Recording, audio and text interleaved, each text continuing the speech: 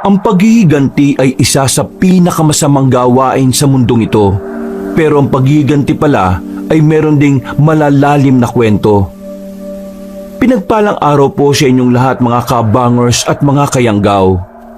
Ang ibabahagi kong kwento ngayong araw ay karanasan naming noong ako'y binata pa lang sa probinsya ng Capiz. Isang kwentong pilit ibinabaon sa limot ng mga sakim na tao. At ang kwentong ito ang nagpapatunay na ang taong hindi marunong makontento ay ang taong magdadala ng sarili niyang kapahamakan sa hinaharap. Ako po si Agwa. Kabanong, mga kabangers at mga kayanggaw, ito ang aking kwento.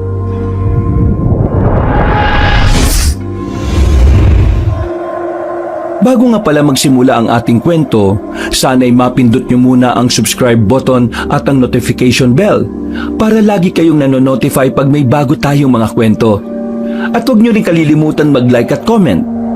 Napakalaking tulong po ito sa ating channel para mas makapagatid pa kami sa inyo ng mga magaganda at mga nakakapangilabot na mga kwento. At ngayon, sa ating pagpapatuloy. Bilisan niyo nga ang pag-aayos dyan! Nabubwisit na ako sa kabagalan niya! Akala niyo ba hindi ko alam na binabagalan niyo talaga para humaba ang araw na nandito kayo sa babuyan ka? Mga hinay yubak! Kaya hindi kayo naunlad kasi nandaraya kayo hanggang sa trabaho! Mga inutil! Tingnan niyo yung matandang yon. Galit na naman sa mga trabahador niya. E paano ba naman kasi? Kuripot din naman siyang magpasahod. Kaya ayan, nagtatarantado mga trabahador niya. Kung sana kasi, maayos din siyang makitungo sa mga tao eh. Baka isang araw lang tapos na yung babuyan na pinapagawa niya. Matapobre kasi si Doña Marte. Ang tingin niya sa mga kagaya natin, mga ampas lupa at mabababang uri ng tao. Marami talagang mayayaman ng ganyan. Pero hindi naman lahat Meron pa rin namang mababait at talagang may malasakit sa kapwa.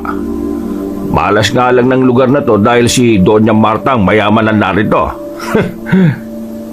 Hello, tutuloy pa ba tayo dyan? Tingnan mo kasi kaya aga-aga banas na naman. Baka naman tayo pa mapagbuntunan ng matandang yan. Alam nyo naman, kailangan natin ng pera.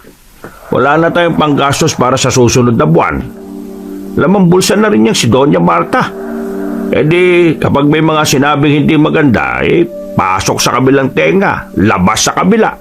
Lolo, bakit po pala tayong dapat magbasbas sa bahay niya? Di ba pari po gumagawa nun? Sa tayong gusto niyang magbasbas Ang pare kasi, para lang yan sa mga blessing ng bahay.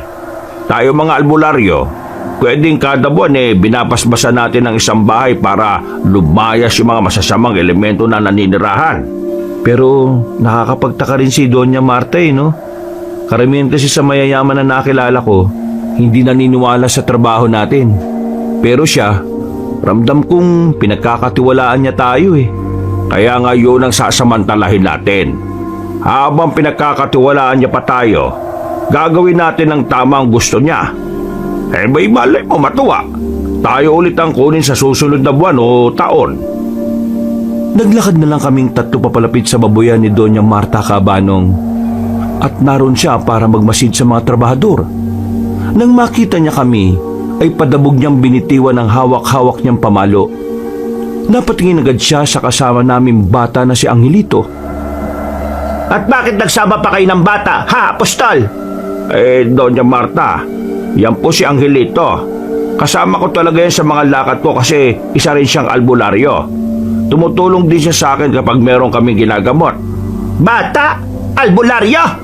Ilang taon na ba yan? 10 taon na po ako. Bumuntong hininga si Doña Marta. Baka sa mukha niya ang pagkairita. Akala namin ay hindi niya papayagang sumama si Angelito. Pero sa huli ay hindi pa rin siya umangal. Nauna siyang naglakad at sumunod naman kami sa kanya. Walking distance lang din naman ang distansya ng babuyan niya sa mismong mansyon niya. Bago kami nakapasok sa loob, Nadaanan na muna namin ang isang mahabang hallway na kung saan may mga gwardyang nagbabantay. Hindi ko maiwasang hindi mamangha. Yung kasi ang unang pagkakataon na nakapunta ako sa ganoong kalaking bahay. Lo, grabe. Ang laki pala talaga ng bahay ni Doña Marta. Kaya kapag nandun tayo sa atin, tanaw na tanaw eh. Huwag ka maingay. Ayaw ni Doña Marta na pinag-uusapan ang bahay niya. Ho? Bakit naman? Ay, ba hindi ko rin alam. Hindi nagtagal ay nakarating na rin kami sa loob mismo ng mansyon. May mga paliwanag lang si Doña Marta sa amin. Marami siyang sinabi sa amin na bawal hawakan. At habang sinasabi niya yun, ay nakatingin pa siya kay Angelito. Matapos ang sandaling usapan, sinimulan na rin namin ang pagbabasbas. Inilabas na namin ang libro kung saan naroon nakalagay lahat ng mga padasal.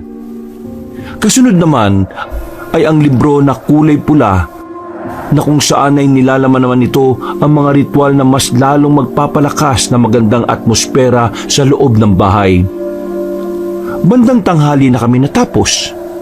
Nakaupo lang kami sa sofa habang naghihintay sa pagbabalik ni Doña Marta dahil meron itong pinuntahan. Lolo, naiihi po ako. Magpasama ka na lang sa kasambahay. Samahan mo nga na lang kaya. Tinatamad ako eh. Lolo, ako na lang po. Magpapaalam na lang po ko sa kasambahay. O siya, sige. Yung sinabi ni Doña Marta kanina ha. Wag na wag kang hahawak sa mga bagay na ayaw niyang pahawakan. Naintindihan mo ba? Opo. Naintindihan ko po. Hindi naman po mahina utak ko eh. Diyos kong bata to. Apakayabang. O sige na. Umihi ka na't baka magkalat ka pa rito. Nagmamadaling naglakad si Angelito papunta sa mga kasambahay. Nakita naman naming sinamahan siya ng isang babae. Habang naghihintay kami ni Lolo, biglang may binuksang usapan si Lolo na hindi niya magawang sabihin sa akin nung kasama namin si Doña Marta. Agwa, meron akong nararamdamang kakaiba sa mansyon na ito na hindi ko lang matukoy kung ano.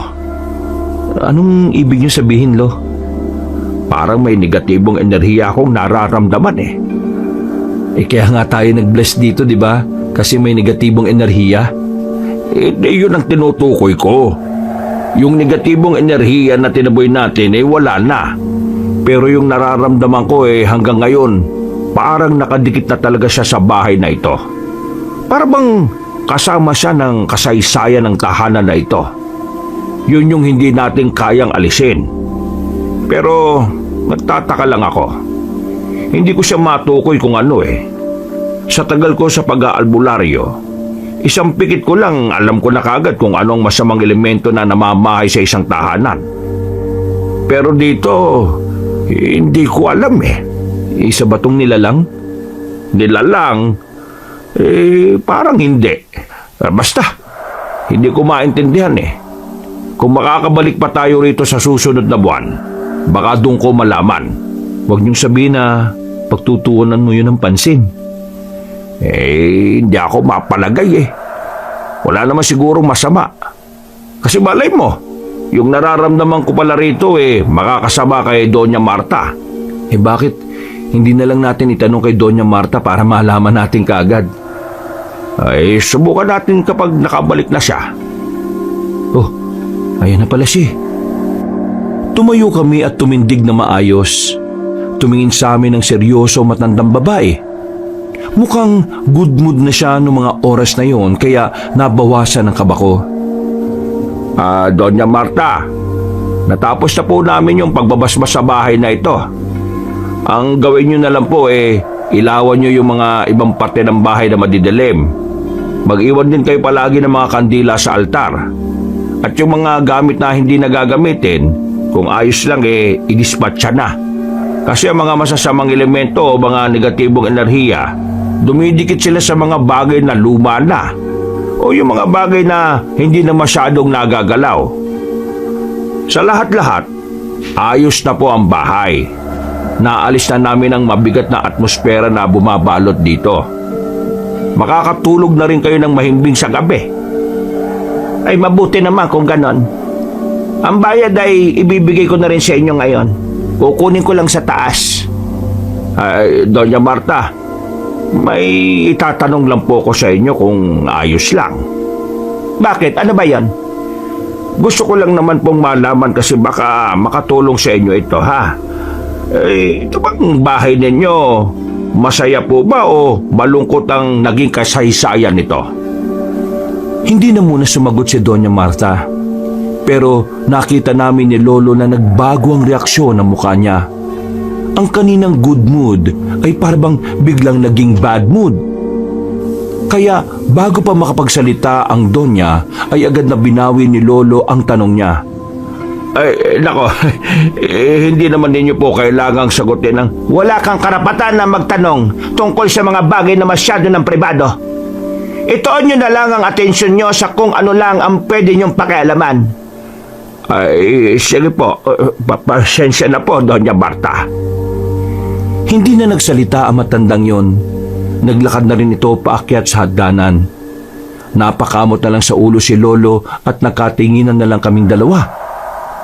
Ilang sandali pa'y nakabalik na rin si Doña Marta at inabot na rin sa amin ang sobre. Pero siyang Hilito ay wala pa rin sa tabi namin. Pupuntahan ko na sana siya pero dumating ang kasambahay. Ang sabi nito, nasagi daw ni Angelito ang flower vase na malapit sa banyo. Nang marinig yun ni Doña Marta, ay agad na nandisik ang mga mata nito. Saktong kararating lang ni Angelito. Anong ginawa mong bata ka? Di ba ang biling ko sa inyo ay wala kayong hawakan na kahit na ano? Alam mo ba kung gano'n nakatagal ang vase na yan? Mas matanda at mas mahalaga pa yung kaysa sa'yo. Bakit mo binasag? Hindi ko naman po hinawakan eh. Nadulas po kasi ako sa tapat ng banyo kasi hindi na punasan yung sahig. Napahawak lang naman po ako sa lamesa tapos umaga po yung vase. Kaya huwag ka na magdahilan. Tatanga-tanga ka kasi. Ay, teka lang. Hindi naman po yata tamang ganyan ang sinasabi nyo sa bata, Doña Marta. Pwede nyo naman siyang kausapin ng mahinahon, ah. Kausapin ng mahinahon? Alam mo ba kung gaano kahalaga ang vase na yan? Kapag pinagsama-sama ang mga buhay ninyong lahat na narito, kulang na kulang pang kapalitan. Lilinisin ko na lang po. Wag na! Ako na lang ang maglilinis. Lumayas na kayo dito dahil naiirita ka. At ikaw, Minda, ha? Lahat na kasambahay, sabihan mong lumabas. Mamaya na rin papasok kapag tapos na akong linisin ang kalat ng balahurang bata na ito. Ramdam kong naiinis na rin si Lolo sa mga sinasabi ng Donya. Kaya bago pa makapagsalita si Lolo ng hindi maganda, ay agad ko na rin siyang niyayang lumabas. Kumalma din naman si Lolo habang naglalakad kami pa uwi. Habang si Angelito naman ay napapakamot na lang sa ulo. Lolo, Kuya, pasensya na po talaga. Hindi ko naman po talaga sinasadya eh. Hindi ko naman po kasalanan na hindi sila nagpapatuyo ng sahig kaya ako nadulas. Wala kang kasalanan na po. Mabuti nga't nakahawa ka sa lamesang sinasabi mo eh. Kung hindi, baka nabagok pa yung ulo mo sa sahig. Para sa amin, mas mahalaga ka kaysa sa flower vase na yun. Yung flower vase po, yung laman po niya, dugo. Ano? Dugo? Sigurado ka ba dyan sa sinasabi mo, ha? Opo, Lolo. Tingnan mo tong damit ko, oh. Nabayaran ng kaunti. Aba, oo nga Lo. Dugo nga ito ah. Siguro po, may tinatagong sikreto si Doña Marta. Kasi ayaw niyang ipalinis sa iba yun eh. Ang tanong din dyan, anong klaseng dugo ang nakalagay sa vase na yon? Ang sabi po ng kasambay sa akin, matagal na raw po yung vase na yun doon. Hindi raw po pinapalitan ng laman kasi ayaw ipagalaw ng Donya yon. Ibig sabihin, yung dugong nakalagay dun matagal na rin. Paano nangyari yun dapat natutuyo na yun kung taon na rin yung binibilang. Meron dugo na hindi natutuyo, mga apo. Dugo na hindi natutuyo? May dugo bang ganun ng mga tao, Lolo? Hindi naman tao ang ibig ko sabihin Di alien? Alien ang pinagsasasabi mo. Puro ko talaga kalokohan na po. Ano nga yun, Lo? Nung binata pa lang ako, pinag-aaralan namin sa pag-aalbularyo ang iba't ibang uri ng dugo. Parte kasi yun sa sinasagawa naming pag-aalay sa mga elemento noon. Dapat, Alam mo mga uri ng dugo bago ka makapagsagawa ng isang pag-aalay. Doon ko natutunan na merong 2 uri ng dugo na hindi natutuyo kahit ilang taon pa lumipas. At ang una nito ay ang dugo ng tikbalang. Pinaniniwalaan ng dugo ng tikbalang ay hindi natutuyo basta-basta. Ang isang patak, tumatagal lang halos 1 buwan bago matuyo. Pero kapag pinagsama-sama mo ang dugo sa iisang lalagyan, hindi na sila natutuyo. Mahirap makapatay ng tikbalang kaya yung tungkol sa dugo niya, kakaunting albularyo pa lang ang nakakapagpatunay nun. Ang pangalawang dugo ay ang dugo ng aswang. Ito talaga, subok na. Marami na kasing nakapatay ng aswang kaya alam na mga albularyo na ang dugo ng aswang ay hindi natutuyo. Kahit na isala mo pa sa nagbabagang apoy. Ibig sabihin, malaki ang posibilidad na ang laman ng flower vase na yun dugo ng aswang? Malaki talaga ang tsansa na tama ang sinasabi mo. Pero hindi pa rin natin dapat isantabi na pwedeng dugurin yun ng tikbalang. Ang pinakadapat nating isipin dito, para saan ang dugo na yon? Anong papel nun sa bahay ni Doña Marta? Isa lang po talaga ang ibig nitong sabihin. Meron po talagang tinatagong lihim ang Donya. Kailangan natin malaman yun, Lo. Hindi. Bakit naman po hindi? May mga bagay na hindi na dapat natin inaalam. Lalo na kung una pa lang nakatadhana na itong manatiling lihim. Paano kung yung palang negatibong enerhiya na nararamdaman nyo, Lo? Hindi nakapagsalita si Lolo sa tanong ko. Nakita kong napaisip din siya sa tanong ko na yun. Hanggang sa makabalik na kami sa bahay. Kapansin-pansin pa rin ang pagiging tahimik niya. Lo, kanina ka pa parang malalim ang iniisip ah. Ayos ka lang ba? Kahit kailan talaga. Ang dali mong makabasa ng tao, no?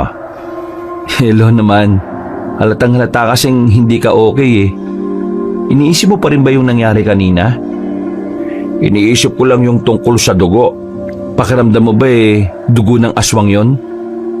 Oo Pero hindi ko maintindihan. Anong meron sa dugo ng aswang? At matagal nang walang aswang dito sa Capiz. Paano siya nakakuha ng ganon?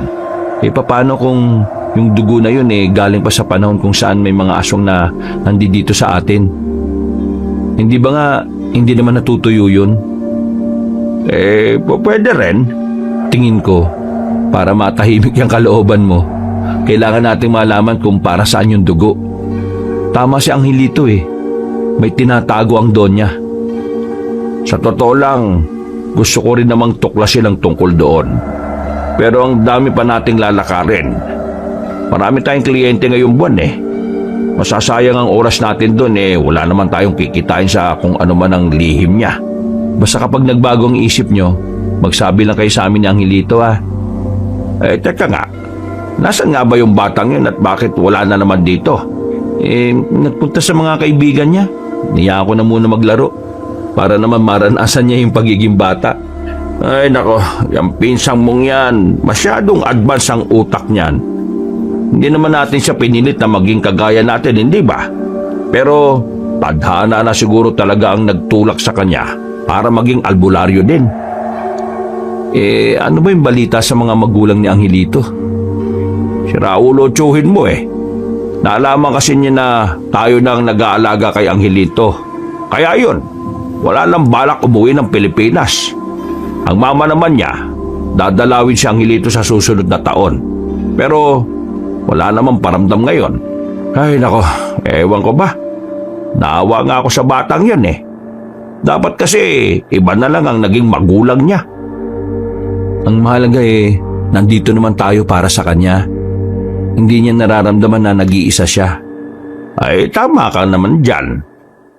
Ang mabuti pa po, pagtimpla mo na lang ako ng tsaa. Medyo makati ang lalamunan ko Yung may luya Sige po, Lo. Agad kong inasikaso ang tiyaan ni Lolo sa kusina namin. Maya-maya pa, dumating si Angelito. Akala namin ay meron na namang kaaway. Yung pala, may dala-dala siyang masamang balita. Lolo, kuya, may natagpuan pong bangkay doon sa ilog oh. Pugot po ang ulo niya eh. Putik. Totoo ba? Oo kuya, kahit sumama ka pa sa akin. Ay, teka. Hintayin niyo ako.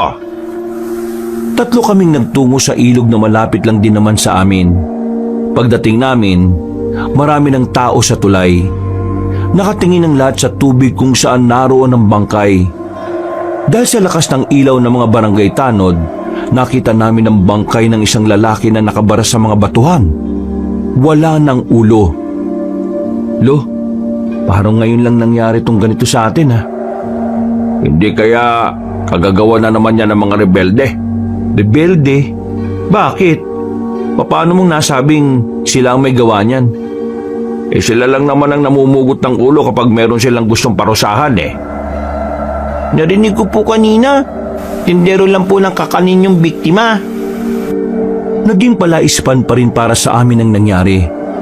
Nagkaroon naman agad ng mga haka-haka sa aming baryo. Pero karamihan talaga sa mga nagsasabi ay baka rebelde talaga ang pumugot sa ulo ng kawawang biktima. Makalipas pa ang isang linggo, mas lalo kaming naging abala sa mga kliyente namin. Halo-halo ang naging aktibidades namin ni Lolo. Merong mga nagpahilot, nagpatawas at nagpalayas din kami ng mga masamang espiritu sa katawan ng isang babae. Sa dami ng nagawa namin sa mga nagdaang araw, nagkaroon na rin kami ng pondo para sa panggastos namin. Kahit na papaano, hindi na kami nababahala sa mga susunod na buwan. Isang hapon, habang abala kong naglalaga ng halamang gamot na daladala ng lolo namin, biglang may dumating na magandang babae. Akala ko nung una ay nagkakamali lang siya ng bahay na pinuntahan, pero binanggit niya ang pangalan ng lolo namin. Magandang hapon. Narito po ba si mga apostol? Bakit po? Ano pong kailangan niyo sa lolo ko? Kung narito siya, pwede ba makausap ko siya? Angelito, tawagin mo nga si lolo sa loob. Ate, ang ganda niyo naman po. Uy, bilisan mo na. Tinawag naman agad ni Angelito ang lolo namin. Wala pang isang minuto ay lumabas na kagad si lolo at nanlaki pa mga mata nito nang makilala ang nasa labas. Umarko naman ang ngiti ng babae. Oh, senyorita, ano pong ginagawa niyo dito? Napadalaw po kayo. Kilala niyo po pala siya, lo? Apo ni Doña Marta yan. Nung bata pa yan, yung mga magulang niya ako palagi ang tinatawag kapag nagkakasakit yan. Kaso nung edad 12 na yata yan umalis na sila rito sa Capiz. Nakakatuwa naman po, naalala niyo pa pala yung mga bagay na yon. Sino bang makakalimot? Ang babait kasi ng mga magulang mo. Ay, siya nga pala. May kailangan ka ba? Yun nga po, kaya po ako naparito dahil may sakit po si Lola. Pag-uwi ko ng mansyon, ang sabi sa akin ng mga kasambahay, 2 araw na raw na hindi magandang pakiramdam niya. Kaya kayo kagad ang naisip ko. Ay, ganun ba? Kaso kasi galing kami nung nakaraan dun Galit sa amin ang lola mo. Ito kasi yung bunso kong apo, nakabasag doon. Hindi naman sinasadya aksidente. Kung ayos lang po kayo na lang po magpunta. Hindi naman siguro magagalit kung alam niyang hindi kasama yung nakabasag. Ay, pwede naman. Wala namang problema. Marami pong salamat Gusto ko lang pong malaman kung anong nangyari kay Lola. Ayaw din naman niya kasing magpadala sa doktor. Wala raw siyang tiwala sa ospital Baka raw lalo po siyang magkasakit. O siya, sige. Mag-aanda lang ako ha. Nagmamadali si lolo na kinuha ang mga gamit niya. Habang ako naman, hindi ko maiwasan na hindi mapatingin sa maganda niyang mukha. Para kasi siyang modelo. Para bang yung mga ganong mukha ay sa panaginip lang makikita. Sa ilang minuto lang na naroon siya sa bakuran namin, napahanga na agad ako sa kagandahan niya. Hindi nagtagal, umalis na rin sila lolo. Naiwan kaming dalawa ni Angelito sa bahay at pinagpatuloy ko na lang ang nilalaga ko. Makalipas ang 1 oras, natapos ko na rin ang aking ginagawa. Niyaya ko lumabas ng bahay sa Angelito para mamili lang ng pangmeryenda namin. Mag-aalas 4 pa lang naman kasi ng hapon noon. Kuya, yung babae kanina, ang ganda-ganda niya, no? Siguro, crush mo siya. Magtigil ka nga. Bata-bata mo pa, crush-crush na kagad ang iniisip mo dyan. Ihalata naman sa'yo kanina eh. Grabe po kasi yung pagkakatitig mo. Parang gusto mo siyang tunawin. Oo na. Maganda nga yung babae kanina, di ba? As in maganda talaga. Pero lola niya si Doña Marta eh. Kaya wag na lang. Ano naman kung lola niya si Doña Marta? Si Doña Marta po ba yung diligawan niyo? Aba, nangangatwiran ka pang tukmol ka ha? Hindi naman sa ganun. Ang ibig ko lang naman kasing sabihin, mahirap abutin ng mga babaeng ganun. Kaya kung ikaw pipili ka balang araw ha, yung kalibel mo lang din. Hindi. Narinig ko kasi sa radyo, ang pag-ibig daw ay walang pinipili. Basta kung kanino raw po tumitibok ang puso nyo, yun na raw po yun. Kung ano-ano na naman ang naririnig mo ha. Natatawa na lang ako sa pinagsasasabi ng pinsan kong si Angelito. Pero ang tawa kong yon ay nabura ng may mga makasalubong kaming tsismosa na natataranta. Nang tanungin namin kung ano ang nangyayari, sinabi nila sa amin na meron na naman daw bangkay na natagpuan. Pero sa pagkakataong yon ay hindi na raw sa ilog, kundi sa likod na raw ng lumang simbahan. Nagkatinginan kami ni Angelito. Sa halip na bibili kami ng merienda, mas inuna pa namin puntahan yon. Bigla na lang kasi kaming nilamon ng kuryosidad namin. Paglapit namin, nakipagsiksikan kami sa mga nagkukumpulan. Unang tingin agad namin ay katawang duguan ang bumungad sa amin. Nakaiga sa gilid ng halamanan ng lalaking wala ng buhay at wala ng kanang braso. Dilat ang mga mata niya. Wala siyang ibang sugat kundi ang braso niya lang na nawawala. Kuya, braso naman ngayon ang nawawala. Yung nakaraan po, ulo. Kinukulekta yata ng may salarin yung parte ng mga katawan po ng tao eh. Uy, huwag kang nga magsalita ng ganyan. Baka may makarinig sa iyo at makapagdulot pa tayo ng maling impormasyon sa kanila ha. Pero wala po ba kayong ideya sa pwedeng gumawa niyan? Blanco pa rin sa akin eh. Pero kung sino man ang gumawa niyan, napakawala niyang puso. Hindi ko na kinayang tingnan ng bangkay kaya hinila ko na si Angelito para umalis. Nawala na rin kami ng ganang kumain nun. Pagdating namin sa bahay, inabutan namin si Lolo na kararating lang din. Kinuwento namin sa kanya agad ang nangyari. Kagaya ng inaasahan ko, ikinagulat na naman niya ang balitang dala-dala namin. Maging siya ay napapaisip na rin kung sino nga ba ang salarin. Una, ulo nawawala. Ngayon, kanang braso naman.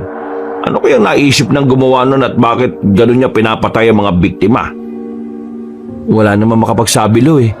Kahit yung mga pulis eh, wala rin namang maibigay na matinong impormasyon. Bakit lo? Mukha yatang may iba kayong iniisip ah. Ha? Ay, wala naman. Ayos lang naman ako. Ano nga palang nangyari sa lakad nyo? Ayos na bang pakiramdam ni Doña Marta? Wala namang malalang problema kay Doña Marta. Masyado lang siyang pagod. Pinainom ko na lang naman ng herbal at pinayuhan ko rin na magpahinga. Magiging ayos na rin siya mamaya o bukas. Yan lang talaga? Bakit parang hindi ka okay? Paano? Naglibot ako sa mansyon, Agwa. Yung vase na nabasag ni Angelito, marami pang ganun sa ibang parte ng bahay. Kung marami pang ganun, ibig sabihin, may kung anong mahalagang papel nga yung mga dugo na nakalagay sa vase na yun. Medyo naghihinala na ako rito kay Doña Marta eh. Bakit? Ano po bang nasa isip nyo, Lo? Pakiramdam ko, meron siyang ginagawa na may kinalaman ng itim na salamangka. Mangkukulam si Doña Marta? Hindi. Wala akong nararamdaman na ganun sa kanya. Basta, palagay ko, may ginagawa siyang ipinagbabawal. Anong balak nyo ngayon? Tingin ko, kailangan talaga nating alamin kung anong tinatago niya. Isang linggo ulit ang nakalipas, Kabanong. Sa mga nagdaang araw, wala kaming ibang ginawa kundi ang magmasid sa mansyon. Nagmatsyag din kami kay Doña Marta, pero kahit na anong gawin namin, wala kaming makuhang impormasyon na magbubunyag kung ano man ang ginagawa niya. Mga bandang alas 5 ng hapon, nakita namin si Doña Marta na lumabas kasama ang apo nitong si Esma. Wala silang ibang kasama. Talagang silang dalawa lang. Naisipan namin ni Lolo na sundan ng dalawa. At sa pagsunod nga namin sa kanila, hindi namin inakala na makakarating kami ng kagubatan. Lo, ano kayang gagawin nilang dalawa sa gubat na to? Medyo malayo na to sa bahay nila. Sinasabi ko na nga meron talagang tinatago ang donya na yan eh. At alam din pala ng senyorita. Masama talaga kutob ko. Kaya kailangan talaga nating malaman. Sinundan pa namin ang sinundan ng maglola hanggang sa marating na nga namin ang malaking puno. Malapad ang katawan nito at noong mga sandaling yon, nakita namin silang dalawa na pumunta sa likuran ng puno. Nang sundan namin sila roon, nagtaka kami dahil bigla silang nawala. Pagtapak namin, narinig namin ang kakaibang kalabog sa paanan namin. Dito na namin natuklasan ang sikretong daan pababa. Meron silang underground. Nagkatinginan kami ni Lolo. Sabay na tumango bilang pagsang-ayon na pasukin ang lagusan na yon. Pero hindi pa man namin nabubuksan ang pintuan nang biglang makarinig naman kami ng malakas na sigaw. Dinig na dinig namin yon. Kaya nasisiguro namin na hindi yon na nasa malapit lang ang sumisigaw. Parang humingi ng tulong yun ah. Unahin na muna natin yon. Mababalikan naman natin to. Nagmamadali na kaming pinuntahan ang kinaroroonan ng sumigaw. Nang maabutan namin ng lalaking biktima ay naghihingalo na siya. Wala na ang kaliwang braso niya. Sinusubukan ng lalaki na makapagsalita pero ilang segundo lang, bigla na lang siyang nangisay hanggang sa tuluyan na itong malagutan ng hininga. Nandito lang gumawa niyan. Tara, hanapin natin. Sinuyod namin ang kagubatan. Meron kaming nakitang bakas sa mga patak ng dugo. Sinubukan naming sundan ang direksyon noon pero natigil ang mga bakas sa kalagitnaan ng sagingan. Pero hindi pa rin kami tumigil. Nagiwalay na kami ng landas ng lolo ko. Pero wala na kaming nakitang salarin. Inabot na nga kami ng dilim sa gubat. Ang bilis na wala ng salarin, Lo. Hindi yata tao yung gumawa nun sa lalaki. Oo, yun rin ang hinala ko, hindi tao. At merong pattern kung paano siya pumatay. Anong ibig niyo sabihin, Lo? May ideya ka na ba? Isang tao lang ang makakakumpirma ng mga naisip ko. Si Dodong. Nilisan namin ang kagubatan. Hindi na namin nabalikan pa ang bangkay. Hinayaan na lang namin na iba ang makatuklas kaysa kami pa ang mapagbintangan. Yung lagusan naman na pinasukan ng maglola, isinantabi na lang muna namin. Mas inuna namin puntahan ang kakilala ni Lolo na binatang albularyo. Alas 10 na ng gabi nang makarating kami sa kabilang baryo. Sa bakuran pa lang ay nakita na kami ng lalaking yun. Hindi ko siya kilala. Ni minsan ay hindi nagtagpo ang landas namin. Pero base sa kung papaano sila mag-usap ng lolo ko, ay parang matagal na silang magkakilala. Oh, long time no see mga pustol. Ano't napadpad ka rito at may kasama ka pang alalay ha? Hindi ko alala yan, apo ko yan. Isa ring albularyo.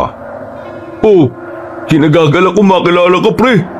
Ay, Dodo nga pala pangalan ko. Agwa naman ang pangalan ko. Wow, Agwa. Kaano-ano mo si Vendetta? Hindi kami nagpunta rito para makipagbiruan, Dodong. May malaga kaming gustong malaman. At tingin ko ikaw lang ang makapagbibigay sa amin ng impormasyon na yon. Aba, mukhang seryosong bagay na ang pag-uusapan natin ha. O sige, maupo kayo. Ihatid ko sa inyo ang masarap na kape. Sandaling umalis ang lalaking si Dodong. Naiwan kami sa bakuran. Naupo sa harapan ng mahabang lamesa na yari sa kawayan. Si Dodong, anak ng kumpare ko yan. Nung nabubuhay pa ang kumpare ko madalas ako rito. Bata pa yan si Dodong, makulit na noon pa. Hanggang ngayon naman Siya na ngayon ang nagmana ng pagiging albularyo ng ama niya. Mabait naman yan kaso makulit lang talaga madalas. Mukhang namang magkakasundo kaming dalawa eh. Oh, ito na ang masarap na kape. Ang bilis ko magtimpla, di ba? Ngayon, anong pag-uusapan natin? Nung kasama ko pang tatay mo, meron siyang binanggit sa akin na isang pamamaraan ng pag-aalay para buhayin ng isang nilalang na namayapa na. Hindi ko na maalala ang tawag doon eh. Pero pagkakaalala ko, kailangan ng iba't ibang parte ng katawan ng tao. Pagkakabit-kabitin bago ito lagyan ng malakas na ritual. Nabanggit ba sa'yo ng tatay mo kung ano yon? Alam ko yan. Dugtong buhay ang tawag dyan nila tatay. Dugtong buhay? Oo nga, tama. Naalala ko na. Bakit bigla ka nagkaroon ng interes sa dugtong buhay? Alam mo naman siguro na mga gumagawa lang nun kampo ng kadiliman. Sinong bubuhayin nyo? Sa ulo, hindi kami. Merong iba na gustong gawin ng dugtong buhay. Nitong mga nakarang araw sa amin, may sunod-sunod na pagpatay na nangyayari. Yung una, may pinugutan ng ulo. Pangalawa, kanang braso naman ang nawawala. At sa pangatlong biktima, yung kaliwang braso naman ang kinuha. Wala kaming mahanap na salarin. May ideya na ako kung anong ginagawa nun. Pero gusto kong marinig mula sa'yo para makumpirma. Aswang. Aswang ang gumagawa niyan. Ang aswang din naman ang nagpauso niyan eh. Ayon kay tatay. Ginagawa yan ng mga aswang kapag meron silang gustong buhayin na malakas na aswang. Marami silang gumagawa niyan. Isang grupo. O baka nga higit pa eh. Ibang grupo ng mga pumapatay para kumulekta ng parte ng katawan. Iba rin naman ang nagre-ritual. Lahat ng bibiktimahin nila ay yung mga taong may masamang pag-uugali. Basta lahat ng taong marami ng ginagawang kasamaan o kaya naman yung mga taong pasuko na sa buhay. Ang negatibong enerhiya kasi na daladala ng taong yun ang mas lalo magpapalakas sa ritual. Sa oras na makumpleto na nila ang parte ng mga katawan, sisimulan na nila ang ritual. Madali na lang ang ritual lalo na kapag yung mga magsasagawa ay talagang mga biyasang aswang din. Kung iniisip nyo na aswang ang pumapatay sa mga biktima, hindi kayo nagkakamali. Wala namang ibang nilalang ang magsasagawa ng dugtong buhay eh. Mga aswang lang. Ibig sabihin, meron pa pala talagang aswang dito sa Capiz? Nakakagulat din kaya yan para sa akin. Kasi matagal nang alam ng lahat na wala na sila. Ibig sabihin lang nito, napakagaling nilang itago ang sarili nila. Naku, seryosong problema pala to. May nasabi ba si kumpare kung paano ko kontrahin ang ritual? Wala eh. Ang sinabi lang niya, para mapigilan ng dugtong buhay, kailangan yung pigilan yung mga aswang na nangungulekta ng parte-parte ng katawan ng tao. Isang linggo ang pagitan ng pangungulekta nila. Kung mapipigilan yung susunod at wala sila mabibiktima, masisira ang pattern nila. Babalik sila sa umpisa. 6 na linggo kasi ang kailangan nila eh. Kung nakakatatlo na sila, nakakatatlong linggo na rin ang nakakalipas. May 3 linggo pang natitira. Ang natitira nilang kukunin sa katawan ng tao eh, binti na kaliwa at kanan. At ang huli, yung pinakakatawan. Mas pinakamahalagang mapigilan nyo yung pinakahuli dahil yun ang sentro. Sigurado ka bang huli nilang kukunin yung pinakakatawan ng tao? Paano kapag bigla silang nag-iba ng pattern? Sabi ni Papa, hindi sila nagbabago ng pattern eh. Ilang beses na ginawa na ng mga aswang to nung panahon pa ng Kastila. Palaging pinakakatawan ng tao nahuhuli. Kailangan kong pagandaan ng mga aswang na ito. Ang tanong dyan, kakayanin niyo bang kayo lang? Nasabi ko naman kanina, di ba? Maraming aswang nagtutulong-tulong para isagawa ang dugtong buhay. At karamihan sa mga yon, matatanda na. At ang matatandang aswang ang pinakamahirap kalabanin. Kaya nga kailangan namin ng tulong ng ibang albularyo. Kasama ka na ron. Meron akong alam na mutya na malakas na panlaban sa mga aswang. Mutya? Yung nagtataglay ng kakaibang kapangyarihan? Mismo! Saan naman namin makikita ang mutya na yan?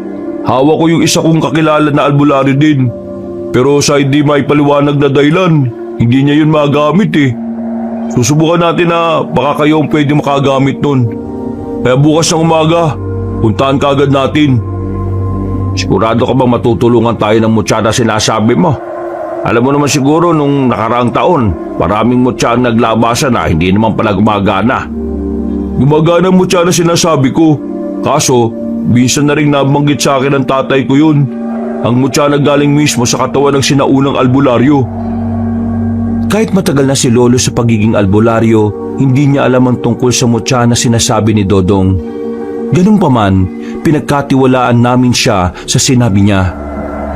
Matapos namin makuha ang impormasyon na kailangan namin, ay umalis na rin kami. Umuwi na lang muna kami sa bahay. Inabutan naming natutulog na si Angelito. Sandali pa kaming tumambay ni Lolo sa bakuran. Napapaisip kung ano ang gagawin. Kahit hindi pa naman kami direktang naapektuhan ng ginagawa ng mga aswang, ramdam naming obligasyon namin na protektahan ng mga nasa baryo. Kinabukasan ng umaga, isinama na namin si Angelito sa lakad namin dahil walang magbabantay sa kanya. Pinuntahan namin si Dodong at pagkatapos ay sabay-sabay kaming lumarga gamit ang kanyang tricycle. Hindi naman kalayuan ang binyahe namin kaya 8:00 pa lang ng umaga ay narating na rin ng bahay ng sinasabi ni Dodong na kakilala niya. Rogelio! Long time no see ah! Anong ginagawa mo rito? Yan talaga ang bungad mo?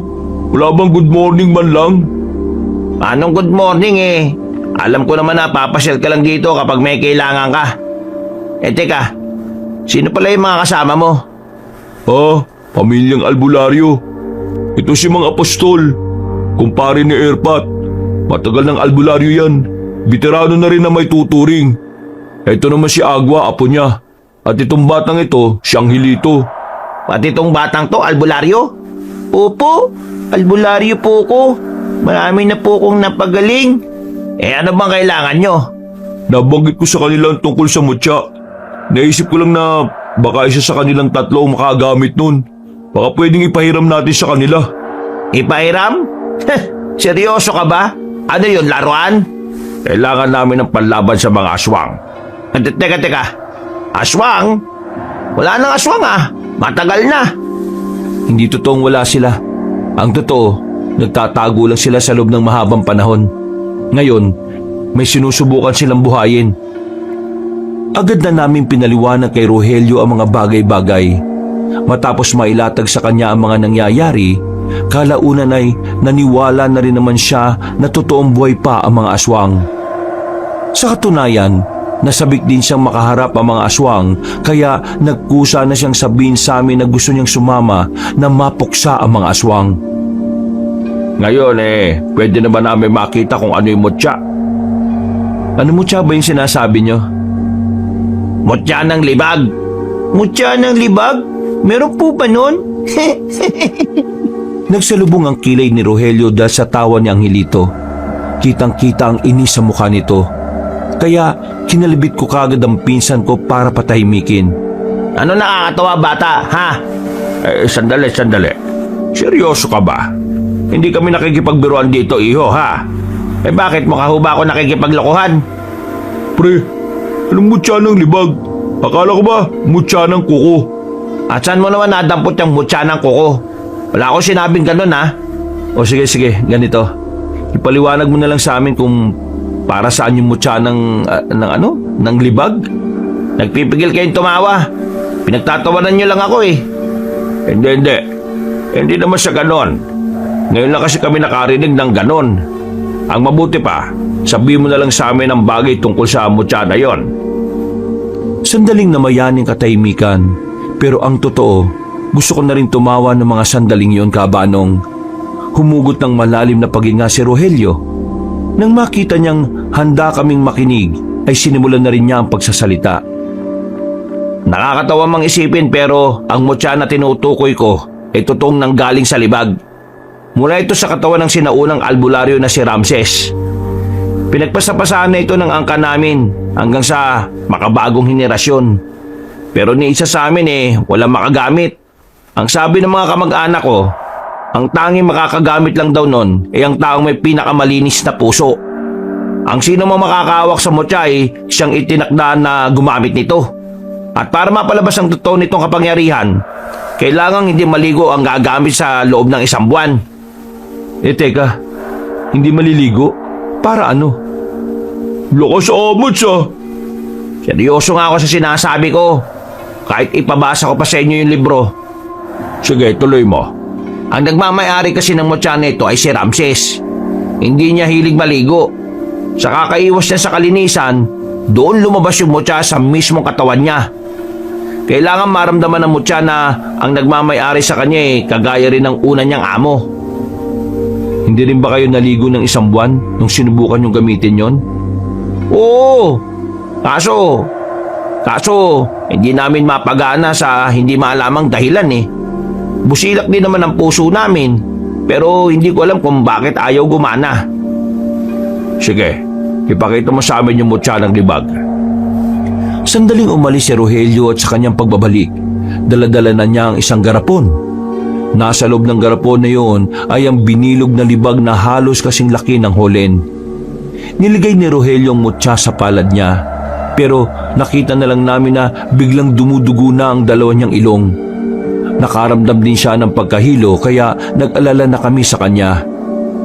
Agad niyang binitiwan ang mutya at nilagay muna sa lamesa. Hindi ko talaga kaya. Anong nangyari? Kapag hindi ikaw ang gustong piliin ng mutya, makakaramdam ka ng hilo kapag ginawa ka mo siya. Dudugo ang ilong mo at lalamigin ka. E paano malalaman na ikaw ang pinili ng mutya na yan? Hindi ko rin alam eh. Ang sabi lang sa akin na matatanda, kailangan busilak ang puso ng taong kanyang pipiliin. Sinimulan na naming alamin kung sino sa aming 4 ang pipiliin ng mutya. Nauna si Dodong, pero sa kasamaang palad ay dumugulang din ang ilong niya. Sumunod naman si Lolo. Hindi pa nagtatagal ang mutya sa kamay niya ay nakaramdam na rin siya ng pagkahilo. Ako na ang sumunod nun. Kinakabahan ako. Hindi dahil ayaw kong maranasan din ni Angelito ang pagkahilo, kundi dahil baka mamaya ay wala na sa aming 3 ang magmamay-ari sa kanya. Huminga na muna ako ng malalim at saka kinuha ang mutya. Nilapag ko sa palad ko. Nagbilang kami na umabot na 1 minuto. Nagkakatinginan na sila. Nagtataka sila dahil sa akin lang tumagal ang mutya nang hindi ako nahihilo at dinuduguan ng ilong. Oh, hindi dumudugo ilong niya oh. Agwa, nakakaramdam ka ba ng hilo? Wala eh. Hindi ako nakakaramdam. Ikaw ang pinili. Magsasalita pa sana ako nang biglang unti-unting natunaw ang libag sa palad ko. Nagtubig at parang nagputik. Nataranta si Rogelio. Ang sabi niya kasi, hindi raw ako ang pinili. Nasira daw ang mutya. Hindi naman daw kasi nalulusaw ang mutya ng libag. Matigas na raw kasi yon dahil sa tagal na nitong nakaimbak. Dismayado kaming lahat sa nangyari. Buong akala namin ay hindi na mapapakinabangan ang sinasabing mutya. Napapakamot na lang din sa ulo si Rogelio. Wala ka bang ibang ginawa kaya nalusaw yung mutya ng libag? Wala. Nakita mo naman, di ba? Hawak-hawak ko lang siya sa palad ko. Hindi kaya wala naman talagang kapangyarihan ng libag na yun? Ang ibig ko sabihin, meron naman pero hindi naman malakas. Kasi kung malakas yun, hindi naman yung matutunaw ng basta-basta eh. Baka kailangan na lang po nating tanggapin na lalabanan po natin ng mga asong na walang inaasahang mutya. Eh kung wala tayong magagawa sa mutya, ihanda na natin ang sarili natin sa pakikipaglaban. Tama si Lolo. Lalo na ngayon. Malapit na nilang mabuo ang katawan. Kailangan nating mapigilan yon. Hindi pa rin ako makapaniwala na ang mutya na ilang dekada na naming iningatan ay nalusaw na lang ng ganon. Pasensya ka na pare ah. Hindi sana mawawala yun kung hindi ko sila dinala rito. Hindi, ayos lang yun. Ako rin naman ang nagsabi sa'yo dati na magdala ka ng albularyo rito para alamin kung sinong tagapangalaga ng mutya. Wala kaming napala nung umagang yon. Bagsak ang mga balikat namin nang lumabas na kami ng bakuran ni Rogelio. Napapailing na lang din si Dodong. Wala, ganun talaga. Ginawa ko na makakaya ko para makatulong pero wala tayong napala. Pero huwag kayong mag-alala. Kahit walang mutya, kasama niyo pa rin naman ako sa laban eh. malaking perwisyo ang gagawin ng mga aswang na yun kaya hindi ko hahayaan kayo lang. Maraming salamat ah. Kontakin na lang kita ulit para sa mga bagay-bagay. Sumakay na rin kami sa tricycle. Inihatid kami ni Dodong sa mismong baryo namin. Nang makauwi na kami, ay para kaming lantang gulay. Nanghihina kami sa nangyari. Akala kasi namin ay makakagamit na kami ng isang mutya na talaga namang magiging panlaban sa mga aswang. Lo, nasira ko ba talaga yung mutya? Hindi natin alam. Pero kung sakali mang ikaw ang dahilan kung bakit yun nasira, wala ka namang kasalanan doon. Sumusubok lang naman tayo eh. Ay, siya nga pala, Lo. Kailangan natin puntahan yung lagusan na pinasukan nila Doña Marta. Bukas. Subukan natin balikan bukas. Hindi ako makatulog ng mga sandaling yon, Kabanong. Kaya ang ginawa ko, ininom ko ang natitirang alak ni Lolo. Kinabukasan, tanghali na akong nagising. Nagluluto na si Lolo sa bakuran, habang si Angelito naman ay naghuhugas na ng mga pinggan. Paglabas ko, saktong dumating si Esma, ang apo ni Doña Marta. Ay, Senyorita Esma, napadalaw ka ulit. Bakit? May sakit na naman ba ang Donya? Wala naman problema. Nandito lang ako para ihatid itong pasasalamat niya sa inyo, mga prutas. Ay nako, nag-abala pa kayo. Pero maraming salamat ah. Malaking tulong to para sa mga kagaya kong tumatanda na. Sige po, aalis na po ako. Ay maupo ka muna at magpahinga. Kabilang baryo pa ang bahay ninyo kaya alam kong napagod ka sa paglalakad. Hindi na po. Meron pa po kasi akong pupuntahan bukas eh. Hindi na kinulit pa ni Lolo si Esma, pero malakas ang kutob namin ang tinutukoy nitong pupuntahan ay walang iba kundi ang underground sa kagubatan. Nagkatinginan kami ni Lolo. Nagkakaintindihan agad kami kahit sinyasan lang. Mabilis na lumipas sa mga oras. Sumapit na rin ang kinagabihan. Iniwan na muna namin si Angelito sa kapitbahay namin, habang kami naman ay tinungo ang kagubatan para balikan ang nakita naming lagusan. Lo, tama pa ba itong dinaraanan natin? Bakit parang mas malayo ito kaysa nung una? Mukha lang malayo kasi wala tayong sinusundan. Pareho lang yan. Bilisan mo na lang ang lakad mo para makarating tayo kaagad. Kailangang wala sila ron kapag nakarating na tayo. Malalaking hakbang na ang ginawa namin ni Lolo para marating ang patutunguhan namin. Hindi nagtagal, natanaw na rin namin ang malapad at malaking puno. Wala kaming sinayang na oras. Dali-dali kaming lumapit. Pagangat namin ng pinto, nakabukas yun. Kaya ang nasa utak namin ay baka nasa ibaba pa ang maglola. Kaya ang ginawa namin ay nagtago na muna kami sa gilid. Hindi na muna kami pumasok. Naghintay kami ng halos kalahating oras. Maya-maya lang, nakita na naming lumalabas na ng lagusan na yon ang maglola, dala ang malaking lampara na nagsisilbing ilaw nila. Hinintay na muna namin silang makaalis. Nang masiguro naming wala na sila, mabilis naming nilapitan ang lagusan. Ang kaso nga lang, nakakandado na yon kaya hindi rin kami nakapasok sa baba. Lo, nakakandado? Ano, wasakin na lang natin? Wag. Kapag winasak natin, malalaman nila may pumasok. Baka hindi na tayo makabalik ulit. Anong gagawin natin ngayon? Naghintay-hintay pa naman tayo. Dapat pala kanina pumasok na tayo eh. Siguro ang kailangan nating gawin, kausapin natin si Esma. Sa kanya natin mismo malalaman ang mga sagot sa mga tanong natin. Kayong dalawa! Nagulat kami nang marinig namin ang tinig ni Doña Marta. Nasa likuran na namin sila. Hindi pa pala sila nakakaalis. Pinatay lang pala nila ang lampara kaya hindi na namin sila nakita.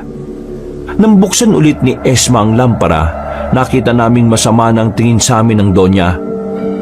Tama nga ang hinala ko. Kayo yung sumusunod sa amin nung nakaraang gabi. Ano kailangan nyo? Bakit kayo nandito? Kayo ang dapat naming tanungin ng ganyan. Bakit kayo narito at anong ginagawa nyo sa ilalim ng lagusan na yan? Wala ka nang pakialam doon.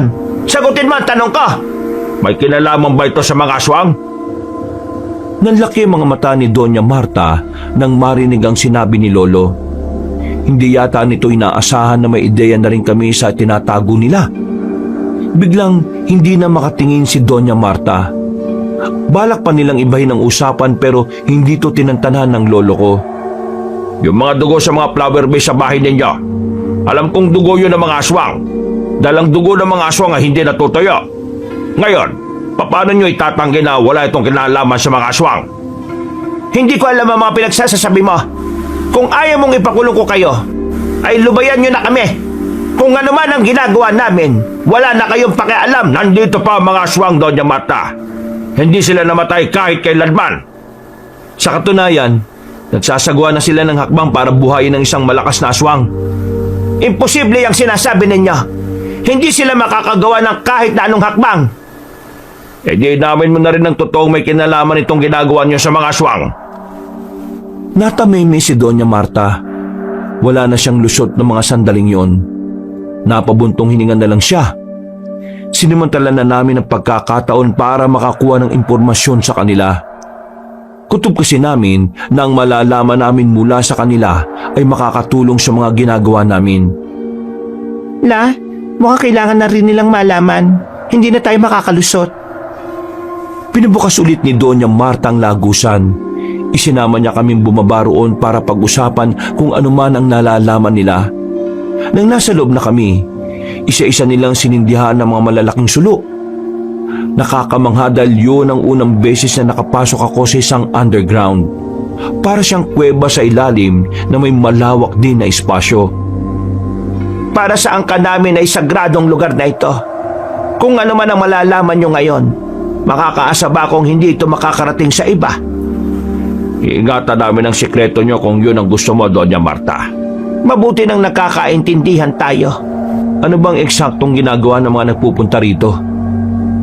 Noong araw, halos lahat ng babae sa angkan namin ay miyembro ng samahan ng mga babaylan. Sa mismong lugar na ito sinasagawa ang pagriritual para sa iba't ibang layunin. Kagaya na lang ng pakikipag-usap sa mga nilalang sa kabilang mundo. Sa pagpapalakas din ng espiritual na aspeto ng mga tao sa partikular na layon. Malaki ang naging papel ng mga babaylan noong araw, lalo na sa kalikasan. Nagsasagawa rin kasi sila ng himala para madiligan ng mga bundok na natutuyot dahil sa panahon ng tag-init. Pero isang pagkakamali ang ginawa ng mga babaylan na naging mitya ng kanilang mga buhay. Biglang nakaramdam kami ng awa base sa ekspresyon ng mukha ni Doña Marta. Hindi ko inakala na darating ang oras na makikita ko siya sa ganoong postura. Wala akong maramdamang pagiging matapobre niya noong mga oras na yon. Isang veteranong babaylan ang dumating sa Capiz. Nagbigay ito ng babala sa lahat. Isang malakas na dilubyo raw ang darating sa probinsya. Kung hindi ito mapipigilan, maraming buhay ang mawawala. Noong mga panahon na yon, naniwala ang buong angkan namin sa sinabi na matanda. Natataranta sila. Kaya naman, ang mismong lola ko na ang nakaisip ng paraan. Kailangan nilang makausap ang espiritu ng kagubatan. Yun ay para protektahan ang mga baryo na pinaliligiran nito laban sa paparating na dilubyo. Nakaligtas ba sila sa dilubyo? Hindi. Marami ang namatay sa kanila. Kasama na roon ang lola ko pati na rin ang mga kamag-anak ko. Bakit? Hindi ba nila nakausap ang espiritu ng kagubatan? Hindi sila nagtagumpay na makausap yan. E ano naman ang koneksyon sa mga aswang doon? Ang dahilan kung bakit galit na galit ang mga aswang sa mga babaylan dahil sa karumal-dumal na ginawa ng mga babaylan noon. Para kasi makausap ang espiritu ng kagubatan, kailangan mag-alay ng dugo ng mga masasamang nilalang. At ang unang naisip ng mga babaylan, mga aswang. Pinakuha nila ang mga aswang at wala silang pinipili. Bata man o matanda. Lahat ng yon, pinaslang at kinuha ang mga dugo. Isinaboy sa gubat. Pero sa kasamaang palad, hindi yun naging epektibo. Dumating ang dilubyo. Malakas na bagyong sumira sa lahat ng nasibulan ng mga babaylan. Namatay ang karamihan sa kanila. Ang masakit pa ron, ang mga naiwang henerasyon. Kami ang babalikan ng mga aswang na natitira. Kaya nang dumating na sa henerasyon ko, lahat ng kilala kong manunugis ay binayaran ko para lang mahuli ang pinakapinuno. Siya si Vendetta. Kasama siya sa mga aswang na dapat ay magiging alay sa gubat. Napatay siya ng mga manunugis pero hindi nila nakuha ang katawan dahil inadod sa ilog. Kaya nga sinabi ko kanina, imposibleng makabalik sila. Imposibleng buhayin siya ulit. Dahil ang alam ko, wala na ang katawan niya. Yung mga dugo ng aswang sa flower base, para saan naman ngayon? Ang mga dugo na yon ay tira-tira sa mga dugong isinaboy sa gubat noon. May mga ritual ang mga flower base. Pinaniniwalaan na kapag nasa loob yon ng bahay, hindi kami dadapuan ng kahit na anong karma.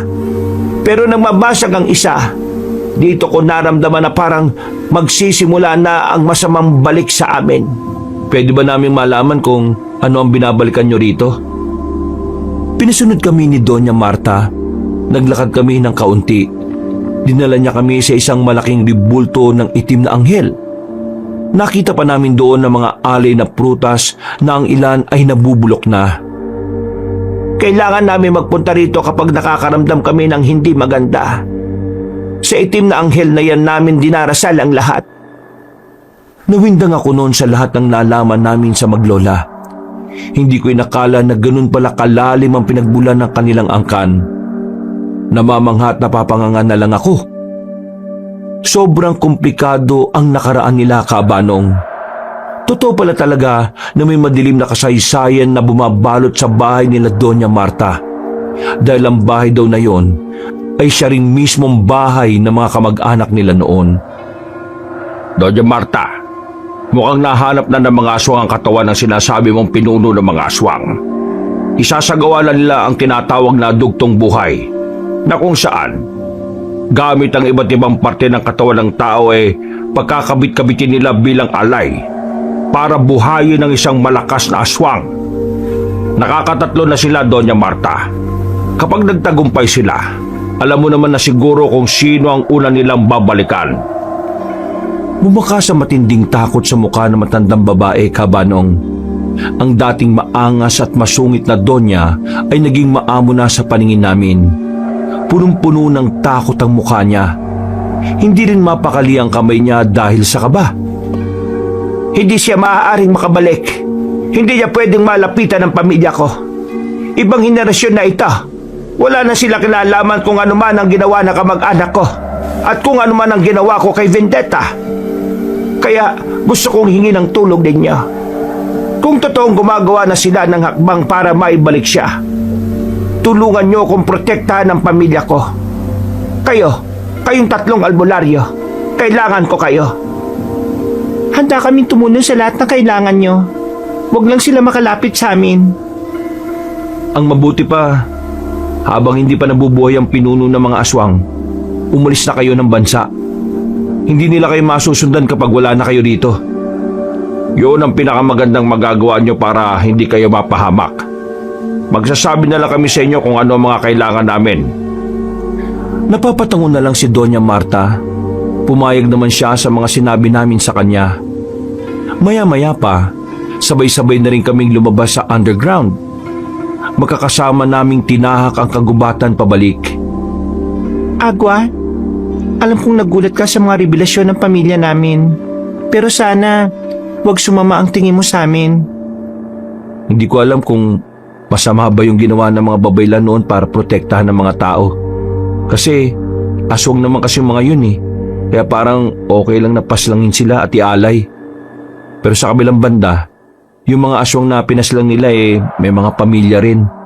May mga anak, kapatid, ama't ina. May pamilya. Kaya hindi rin natin talaga maaalis na kamuhuyan nila ang angkan ninyo eh. Pero yung ginawa ni Doña Marta, tama lang yun. Yun lang ang tanging paraan para mailayo ang bagong henerasyon sa kapahamakan. Pero alam mo, naninibago ako kay Doña Marta. Tingnan mo silang dalawa kung mag-usap. Para silang magtropa lang oh. Ang totoo niyan, may kasamaan din talaga ang ugali ni Lola. Pero pagdating sa pamilya niya, lahat gagawin niya para lang maprotektahan kami. Huwag ka mag-alala. Kami nang bahala sa mga aswang. May mga albularyo na rin kaming nakausap para tugisin ang mga nilalang na yon. Makalipas lang ang ilang oras, nakarating na rin kami sa mansyon. Napagod kami sa kakalakad kaya nagpahinga na muna kami saglit doon. Naninibago talaga kami noon sa kung paano kami itrato ni Doña Marta. Siguro dahil may kailangan talaga siya sa amin. Pinaghandaan niya kami ng makakain at maiinom. Habang kumakain kami ni Lolo, nagulat ako nang mabasa ko ang baso nang hawakan ko lang yon. Buti na lang si Esma lang ang naroon. Hindi nakita ni Doña Marta nangyari kaya dali-dali niyang iniligpit yon. Hindi ka ba nasugatan? Hindi naman po, Lo, pero nagtataka ako. Bakit nabasag yung baso hinigpitan ko lang naman ang paghawak. Makapal yung baso ah. Hindi naman yung mababasag kahit 2 kamay mo pang maghigpit ng hawak doon. Parang biglang nagkaroon ng kakaibang lakas tong kamay ko, Lo. Anong sinasabi mo? Hindi ko alam eh. Gulong-gulo ang utak ko ng mga sandaling yon. Hanggang sa makauwi na kami sa amin, hindi pa rin nawawala sa isipan ko kung paano ko nabasag ang baso sa simpleng paghawak ko lang. Para makatulog, inisip ko na lang na baka meron lang lamat ang baso kaya madali ko lang siyang nabasag. Makalipas ang 1 linggo, isang masamang balita na naman ang pumutok. Isang bangkay na naman ng lalaki ang natagpuan, pero wala na itong kanang binti. Dismayado kami noon dahil buong gabi naming sinuyod ang kagubatan para pigilan ang mangyayari.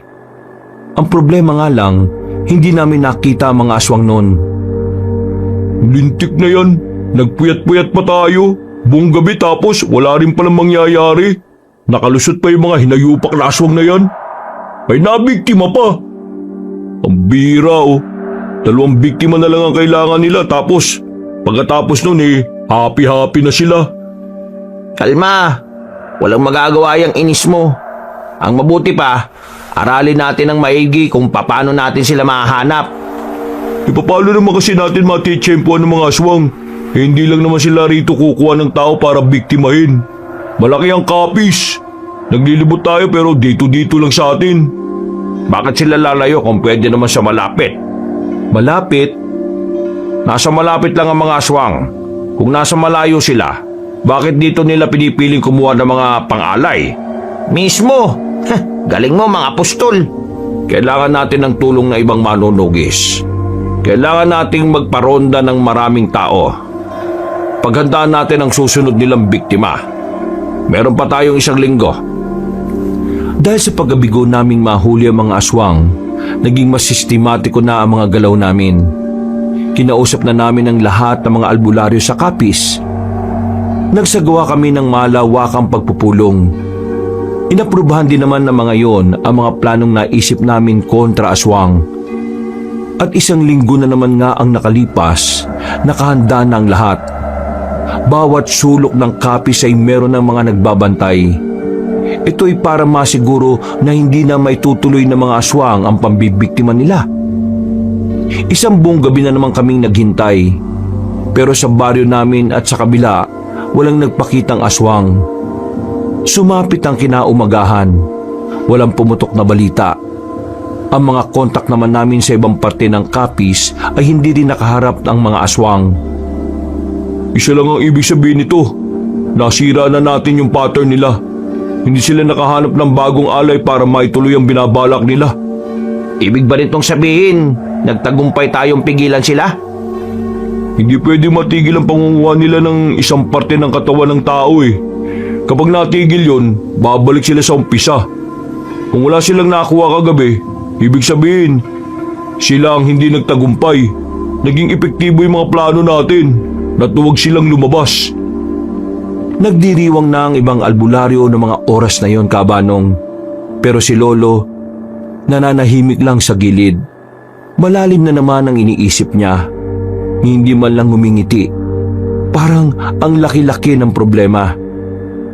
Kaya habang nakakasiyahan na ang mga albularyo sa kuta, nilapitan ko sa isang tabi ang lolo ko. Lo, kanina pa kita napapansin na ganyan ah. Masama ang kutob ko rito, Apo. Iniisip mo ba na alam ng mga aswang ang mga binabalak natin kaya hindi sila nagparamdam? Oo. Eksakto. Pareho tayo ng naiisip. Paano kung hindi sa wala silang pakialam kung masira ang pattern na sinasabi ni Dodong? Paano kung hindi naman pala yun ang sinusunod nila? Anong plano natin ngayon? Sa ngayon, wala tayong ibang magagawa kundi ang maghintay. Lumipas na naman ang 1 linggo pero wala pa rin talagang aswang na nagparamdam sa baryo namin. Kahit sa ibang parte ng Capiz. Wala kami natanggap na ulat tungkol sa mga nilalang na yun. Gusto ko na sanang mapanatag pero sa tuwing makikita ko si Lolo na hindi mapakali, kinakabahan din ako. Ako na magsisibak niyan, Angelito. Sinabi naman kasing hindi mo yung gawain eh, pinakikialaman mo pa. Kuya Agua, meron po akong tanong. Oh, ano itatanong mo? Yung mga aswang po ba, dito lang po ba sa Capiz pwedeng pumunta? Hindi po sila lumalabas sa Capiz? Siyempre pwede. Bakit mo naman naitanong? Wala lang. Naitanong ko lang po. Baka po kasi nag-aasik din sila ng lagim sa ibang probinsya. Tama. Tama po, ano? Naintindihan ko na kung bakit hindi nagpaparamdam ang mga aswang sa Capiz. Yung 2 kulang na biktima, sa ibang probinsya nila kinuha. Naku, oo nga kuya. Nautakan tayo. Dahil napagtanto ko yon, agad ako nagpatawag ng pagpupulong sa mga albularyo. Marami-rami naman ang nagpunta, kaya hindi na ako nagsayang ng oras para sabihin sa kanila ang naisip ko. Sang-ayon naman sa akin si Lolo, pero merong iba na hindi namin kilala ang hindi kumbinsido. Sinasabi mo na sa ibang probinsya nila kinuha yung huling 2 na kukumpleto sa alay. Paano naman tayo makakasiguro na tama nga yung iniisip mo? Sa pagkakaalam ko, ang mga aswang narito lang sa Capiz. At dahil ito ang lupang sinilangan nila, taga dito rin ang mga dapat nilang iaalay. Bakit? May nakakaalam ba kung taga saan talaga siya? Wala, di ba? Paano kung hindi naman talaga taga Capiz ang mga aswang na yun? Paano kung hindi naman talaga problema kung nasaan sila kukuha ng alay? Di tama ako. Tingnan din natin ang sinasabi ni Agua. Hindi ito imposible. Kilala naman natin ang mga aswang. Hindi sila basta-basta na lang mananahimik lalo na kung nasa kalagitnaan na sila ng mga plano nila. Ang pananahimik nila ay hindi dapat binabaliwala. Kung sakali mo sa ibang lugar nila kinuha yung natitirang alay, sa mga sandaling ito, sinisimulan na nilang buhayin si Vendetta. Kilala mo pinuno nila? Alam ko lang ang pangalan. Ilang beses siyang nabasa sa libro ng tatay ko eh. Kailangan na nating kumilos. Anong plano? Kailangan nating hanapin ang lunggal nila. Hindi natin pwedeng sayangin ang mga oras na meron tayo. Teka, sandali. Bakit? May naisip ka bang paraan? Di ba nabanggit niyo yung tungkol sa Donya? Total, siya naman ang gagantihan ng mga aswang. Bakit hindi natin siya gamitin para palabasin ang mga yon? Para nasisira na ba ulo mo? Ilalagay mo pa sa panganib yung buhay na matanda? Siya naman ang punot dulo ng lahat ng to, di ba? Hindi mo naintindihan eh. Mangyayari lang ang pagganti nila kapag buhay na ang pinuno nila. Di sinasabi mo ngayon na hintayin nating mabuhay si Vendetta at hintayin ding puntahan si Doña Marta saka tayo gagawa ng paraan? Aroy! Barado! Mag-isip ka nga. Hindi dapat ganyan mag-isip ang isang albularyo na matagal na sa serbisyo. Iniinsulto mo ba ako? Oo, tama na yan. Wala naman tayo mapapala kung mag-aaway-aaway pa kayo eh. Ang maganda na lang nating gawin, ipagandaan ang pagpapakita ng mga aswang. Dahil kung totoong nabuhay na nila si Vendetta, hindi malabong simulan na rin nila ang kasamaan nila. Bukod sa angkan ng Donya, alam niyo naman kung sino ang pinakauna nilang prioridad, di ba? Tayo mga albularyo yun. Papatayin din nila tayo dahil alam nilang malaking banta ang mga kagaya natin sa mga binabalak nila. May punto si Dodong. Sa halip na nagtatalo tayo rito, bakit hindi na lang natin pagandaan ang lahat ng mga pwedeng mangyari? Naging kalmado naman ako nung mga sandaling yon, Kabanong. Hindi pa rin maalis-alis sa akin na mainis sa inasal ni Rogelio. Nagkaroon naman ng mga bagong plano sa pagpupulong namin. Yun nga lang, hindi yun naging solido dahil karamihan talaga ay kumukontra. Umuwi akong banas na banas. Sinipa ko pa nga yung balde na nakaharang sa daraanan ko. Kahit nasipain mo lahat ng balde rito, isama mo pa yung balde ng kapitbahay natin, walang magbabago. Kung ayaw nila makisa sa atin di tayo ang kikilo sa sarili natin. Hindi ko kasi sila maintindihan, Lo eh. Bakit ba ayaw nila tayong pakinggan? Bakit ayaw nilang tingnan yung anggulo na baka sa mga sandaling ito buhay na ang pinuno ng mga aswang? Nasa mga sandaling ito ay naghahanda na rin silang ubusin ng mga albularyo at isusunod nila ang angkan ni Doña Marta. Ganyan talaga ang buhay, Apo. Hindi sa lahat ng oras ay maiintindihan tayo ng ibang tao. Ang mahalaga, nasabi na natin ang dapat nating sabihin. Wala na tayong kasalanan kung sakaling may mangyaring masama sa kanila. Hindi sila nakinig. Tama si Lolo. Kung ayaw, ayaw. Ituon po natin ang atensyon natin sa mga taong naniniwala na lang sa atin. Isang malalim na buntong hininga na lang ang nagawa ko noon, Kabanong. Umupo ako sa harapan ng pintuan namin at saka napasandal. Si Doña Marta at Esma, nakaalis na ba sila sa kapis? Sinabi sa akin ni Esma na kaninang umaga ang alis nila. Siguradong wala na sila rito ngayon. Hindi na natin sila kailangang intindihin. Nasa ligtas na lugar na sila. Hello, itong mga nakarang araw, nakakaramdam ako ng kakaiba sa sarili ko eh. Ano bang ibig mo sabihin, Apo? Ewan ko rin parang masyadong sensitibo mga pandama ko eh. Hindi ko alam kung guni-guni ko lang ba. Pero ilang beses akong nakakarinig ng mga bagay na hindi naririnig ng isang normal na tao. Kagaya na lang ng alin, Kuya Agua. Kagaya na lang ng isang tinig na palaging bumubulong sa akin. Pero hindi ko naman maintindihan kung ano. Basta, parang inuudyukan niya ako sa isang bagay eh. Hindi ba masamang elemento na gustong angkinin ang katawan mo? Hindi naman po siguro. Hindi naman ako nakakaramdam ng mabigat sa kanya eh. Sadyang hindi ko lang talaga siya makilala. Kailangan nating malaman kung ano yan. At baka ikaw naman ang magkaproblema.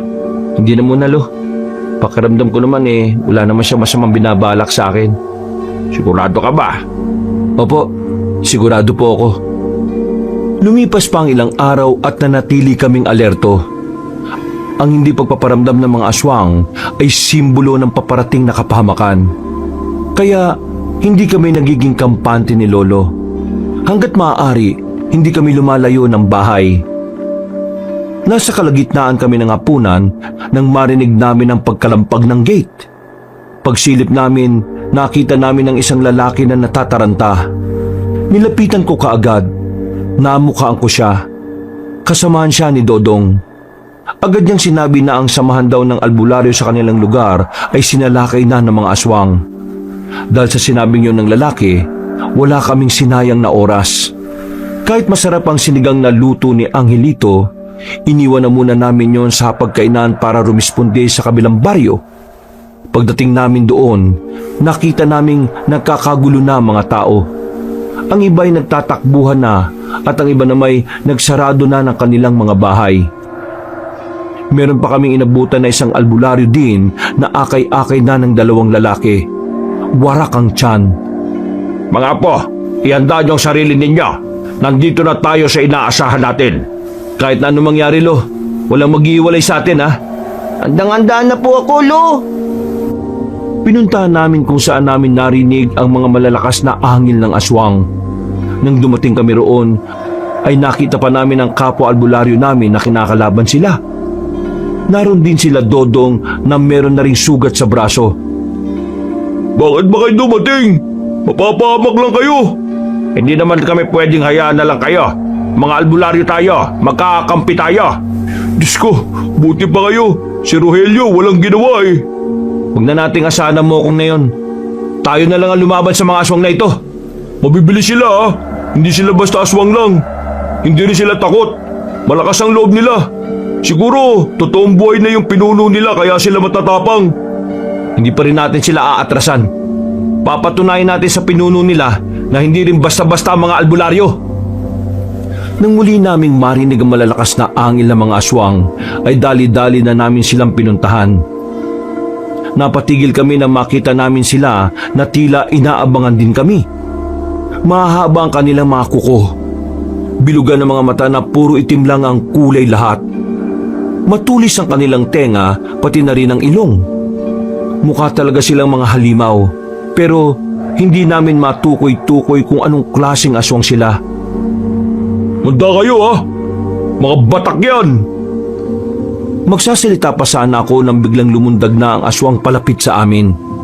Mabuti na lang ay praktisado rin kami sa pakikipaglaban kaya agad naman namin silang nadepensahan. Pero hindi namin maikakaila na talaga namang malalakas sila. Hindi kami makagawa ng kahit na anong pag-atake. O di ba?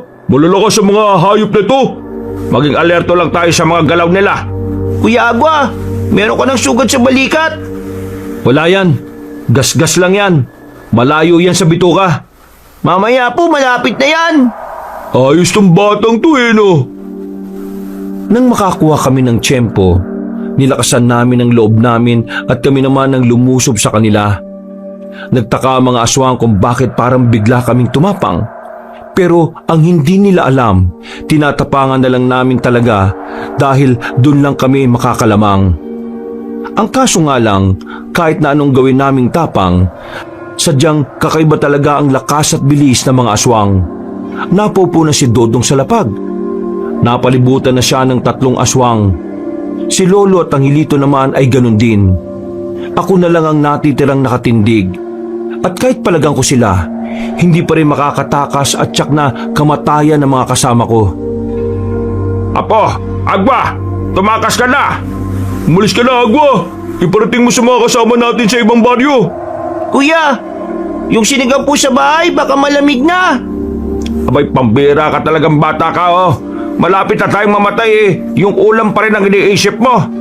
Hindi ko kayo iiwan. Huwag ka na magpakabayani, Agwa! Isipin mo na lang kung ano ang mas makabubuti. Wala na kami magagawa rito. Tatanggapin na lang namin ang kamatayan namin.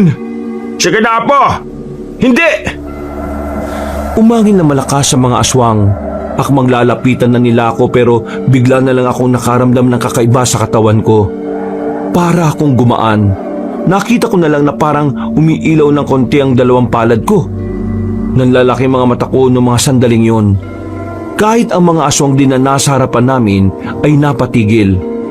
Natagpuan ko na lang ang sarili ko na bigla ko na lang tinaga at sinaksak ng itak ang 2 aswang sa bilis ng pagkakagawa ko. Hindi ko na namalayan na nagawa ko yon.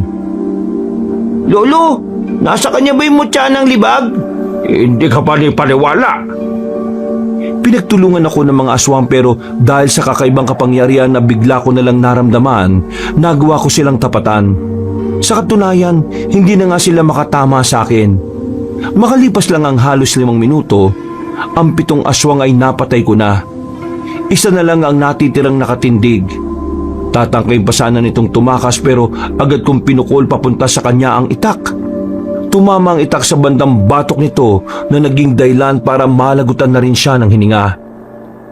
Napapatingin na lang ako sa kamay ko noong mga sandaling yon, Kabanong. Hindi pa rin ako makapaniwala pero meron na akong ideya kung saan ang galing ang kakaibang abilidad ko. Napakahusay ng ginawa mo, Apo. Nagawa mo silang talunin. Agwa, tingin ko, ikaw talaga pinili ng mutya ng ano? Ng ano po? Ng libag? Nararamdaman ko ang kapangyarihan niya sa buong katawan ko. Ibig sabihin lang nito, hindi siya nalusaw sa palad ko. Pumasok siya sa buong katauhan ko. Meron lang akong iniisip na hindi ko sigurado.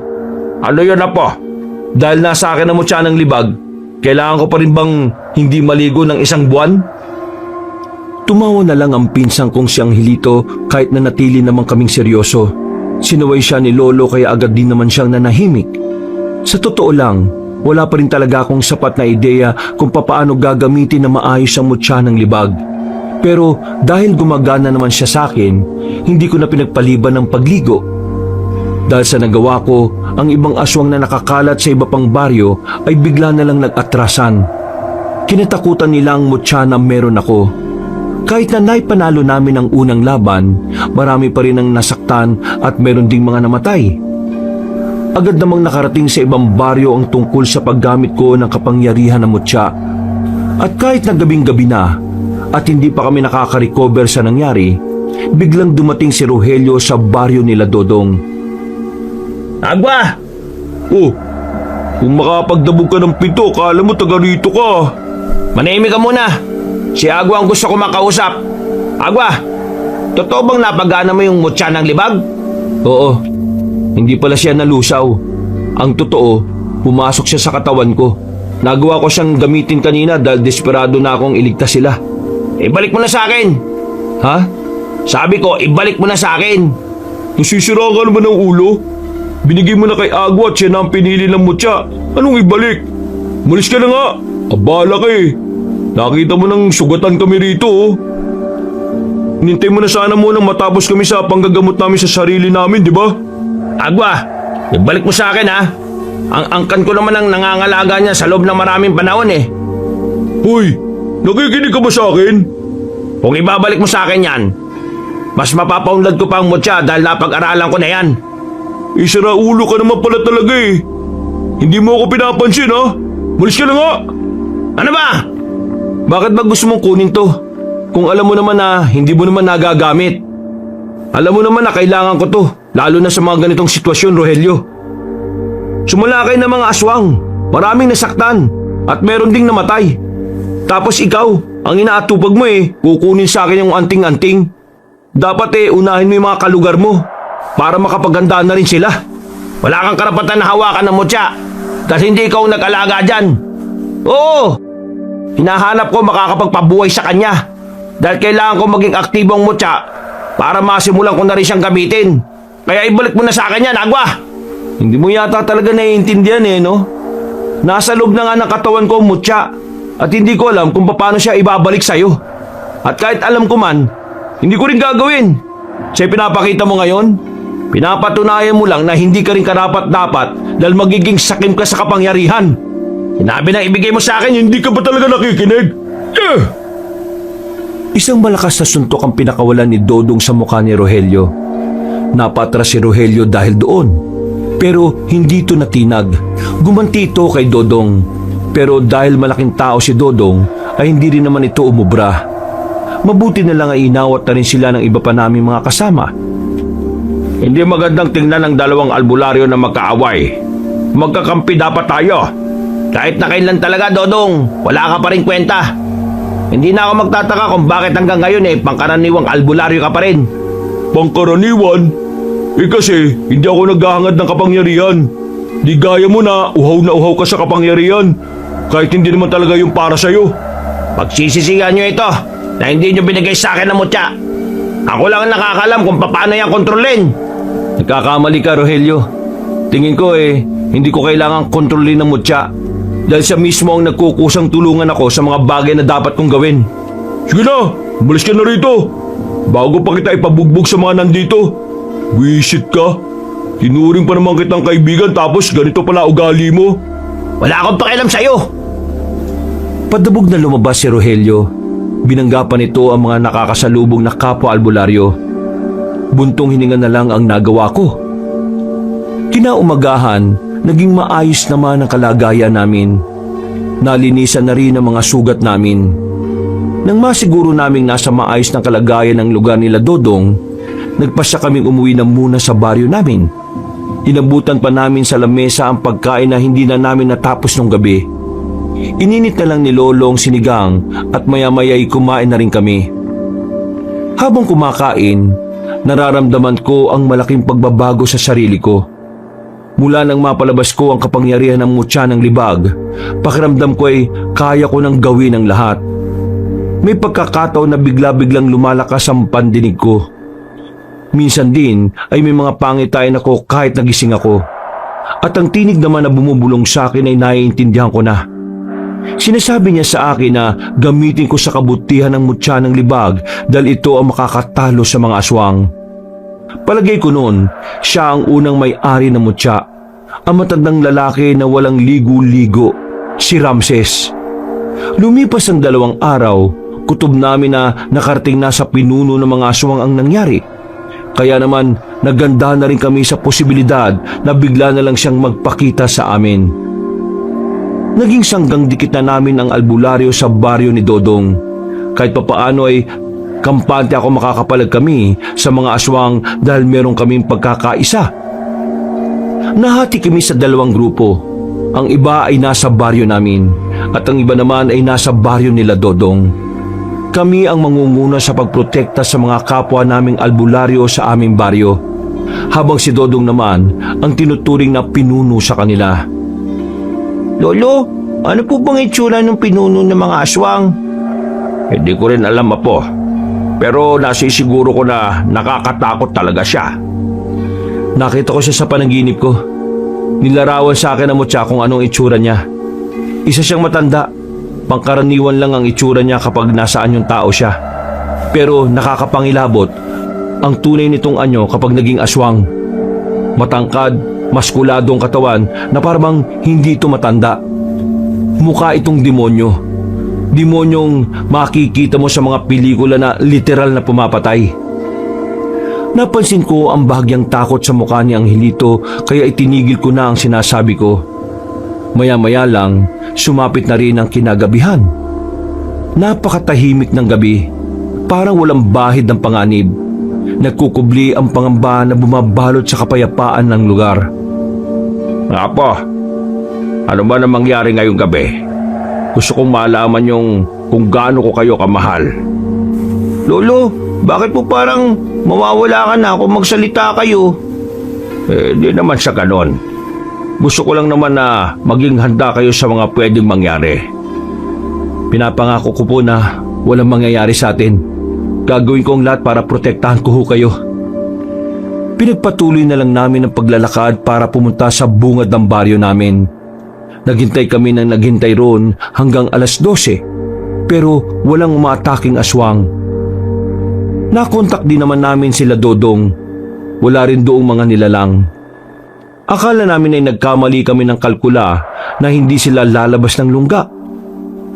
Nabigla na lang kami nang makatanggap kami ng balita na sa lugar nila Doña Marta nagpunta ang mga aswang.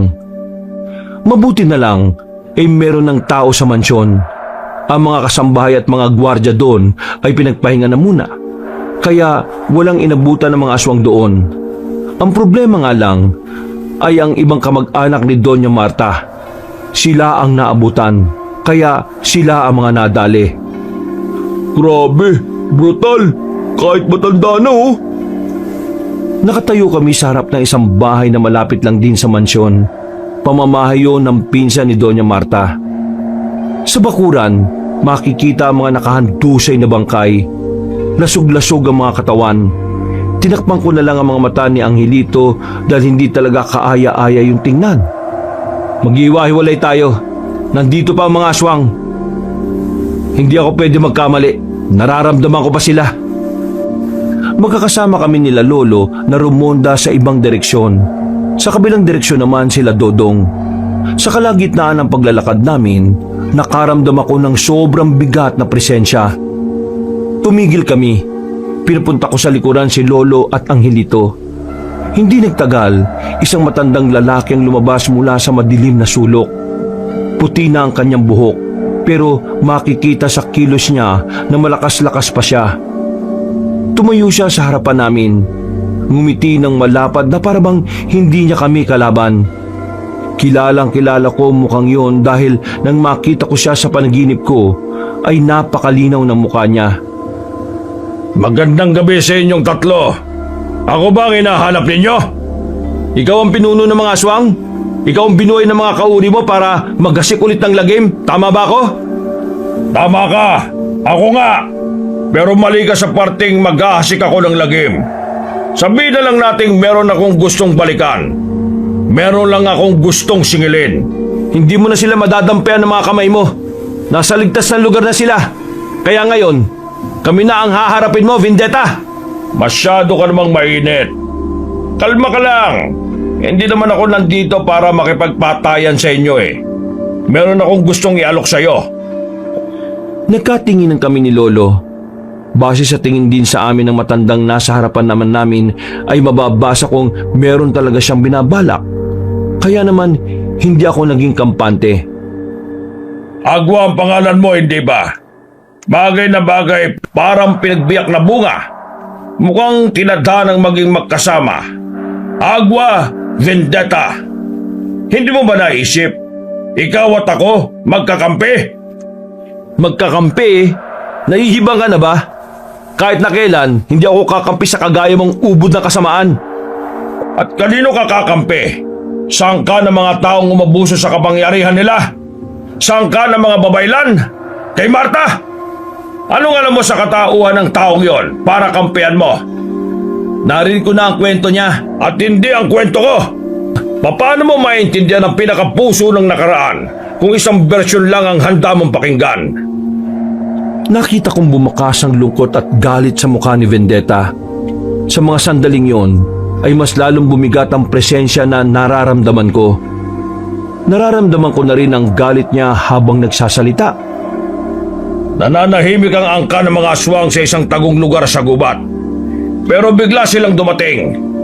Nung una, sinabi nilang tutulungan nila kaming may pakilala sa mga tao. Nangako sila sa amin na walang mananakit sa amin, na magiging normal na lang ang pananatili namin dito sa mundo. Matagal na namin pangarap yon, ang matanggap sa lipunan na ito.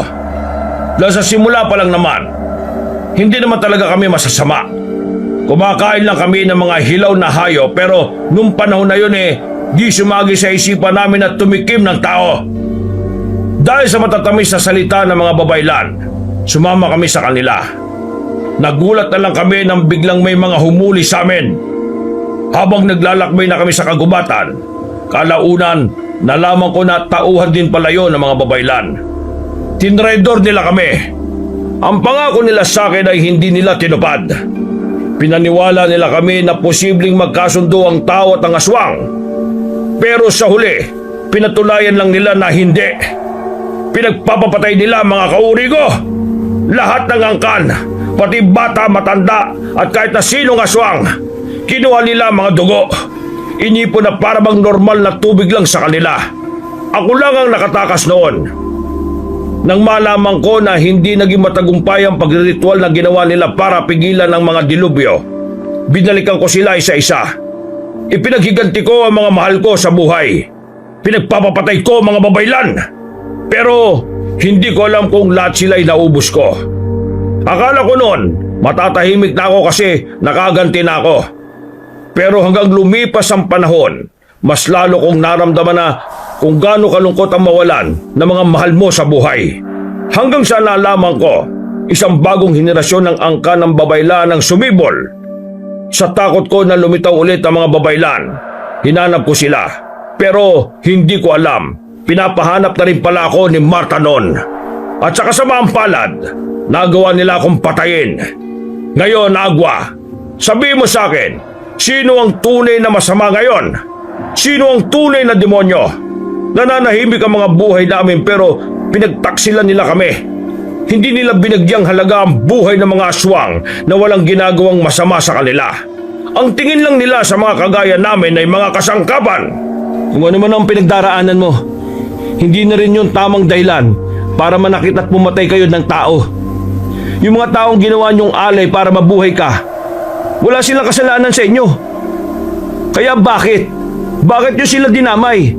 Dahil ganon din ang ginawa nila sa amin. Hindi pa rin ako kumbinsido. Hindi mo ako makukuha. Kalaban ka pa rin ng kabutihan dahil masama ang mga ginagawa mo. Masama bang bigyan ng hustisya ang ginawa nila sa amin noon? Tapos na ang problema mo noon. Wala na ang mga taong gumagawa sa iyo ng kasalanan. Pero bakit hanggang ngayon nag-aasi ka pa rin ng lagim? Hindi na ako magpapaliwanag pa, Agwa. Sumama ka sa akin. Tayong dalawa ang huhulmaan ng probinsyang ito. Ikaw ang representasyon ng mga tao at ako naman ang representasyon ng mga aswang. Magkakaroon tayo ng kasunduan para sa tunay na kapayapaan. Hindi mo ako maloloko. Ang dahilan kung bakit mo gustong maging kakampi ay dahil sa mutya na nasa akin. Gusto mo magamit yun para mas lalo ka pang lumakas. Hindi yung mangyayari. Nagsasayang ka lang ng oras. Bibigyan kita ng oras para makapag-isip. Pag-isipan mo na maigi, Agwa. Kapag tinanggap mo ang gusto kong mangyari, maraming buhay ang maliligtas. Palis na sana si Vendetta pero nagulat ako nang biglang dumating ang grupo ni Rogelio. Nakasalubong nila matandang aswang. Bigla-bigla na lang nilang inatake yon. Sinubukan ko silang pigilan para mailigtas sa mga buhay nila. Pero hindi nila ako pinakinggan. Nakita na lang namin na pinagbababalibag na ni Vendetta ang mga albularyo. Nagkandabali-bali ang buto ng mga yon dahil sa ginawa nito. Tanging si Rogelio na lang ang natitirang nakatindig. Rogelio! Huwag kang atake ha! Hindi mo kakayanin si Vendetta! Manahimik ka! Hindi ako duwag gaya mo! Sino kang tao ka? Sino ako? Ako lang naman ang papatay sa'yo! Ang lakas din ng loob mo ha! Manda ka sa akin! Wag! Sa pagnanais na mailigtas ko si Rogelio, muli kong napagana ang kapangyarihan ng mutya ng libag. Nagawa kong makalapit sa kanya ng sobrang bilis. Nahawakan ko siya at nailayo roon kahit siya ay nagulat din. Pasensya ka na Vendetta ha. Kahit naiintindihan ko ang pinanggagalingan ng hinanakit mo, hindi ko pa rin haayaan na makapatay ka ng mas maraming tao. Hindi dahil pinoprotektahan ko ang mga taong kinamumuhian ko, kundi dahil ayoko nang madagdagan pa ang mga kasalanan mo. Kung magsalita ka parang may malasakit ka sa akin ah! Pwes, kakalabanin mo ako? Mas mainam na pwersay na kita para makinabang ako sa'yo! Natulala nang makita ang pagbabago na yon ni Vendetta. Habang ako naman ay nanatili lang sa harapan nito. Wala akong takot na nararamdaman. Buong-buo ang loob kong harapin ang tao na yon. Agad ko siyang inatake. Pero sa kasamaang palad ay agad naman siyang nakailag. Nahawakan niya ang hawak kong itak. Itinapon niya yon sa gilid at agad niya akong sinuntok. Muntikan na akong tamaan pero buti na lang ay nabasa ko ang susunod niyang galaw. Ha! Ang galing mo rin palang gumalaw ah! Hindi masasayang ang oras ko sa'yo! Huwag ka nang dumaldal. Tatapusin na kita ngayon para hindi ka na makapambiktima pa. Agad ako lumapit kay Vendetta. Sa bilis ng kilos ko, hindi na niya ako namalayan. Sinuntok ko siya ng malakas sa tagiliran. Napausog siya ng bahagya. Nakita kong parang naramdaman niya ang epekto ng suntok kong yon. Pero hindi ko inaasahan agad siyang makakaganti. Mabilis din siyang umabante sa akin. Nahawakan niya ang ulo ko at saka ibinalandra sa lapag. Pero dahil sa kapangyarihan ng mutya ng libag ay hindi ako ganong nasaktan. Inipon ko ang enerhiya sa kamao ko. Na makakuha ko ng tamang pagkakataon, hindi ako nag-atubiling suntukin ng aswang na yon. Tinamaan ko siya sa muka. Nung una ay kinaya niya pang tiisin, pero sa pangalawa kong suntok, tumilapon na siya at narinig ko pa ang paglagutok ng panga niya. Hindi pa ako nakontento. Pinagsusuntok ko pa siya ng marami. Hindi lang basta suntok ang ginawa ko. Sa bawat suntok ay mararamdaman ng malakas na hangin na impact. Totoo nga! Totoong malakas ang kapangyarihan ng mutya na dala mo. Kaya sige, ilalabas ko na rin ang tunay na lakas ko! Umangil siya ng malakas. Sobrang lakas ng ingay na nailalabas niya. Dahilan para magtakip na rin ng tenga sina Lolo at Angelito. Bigla na lang ding bumigat ang pakiramdam ko. Nagulat na lang ako nang mahawakan na niya ako sa leeg. Hindi ako makagalaw.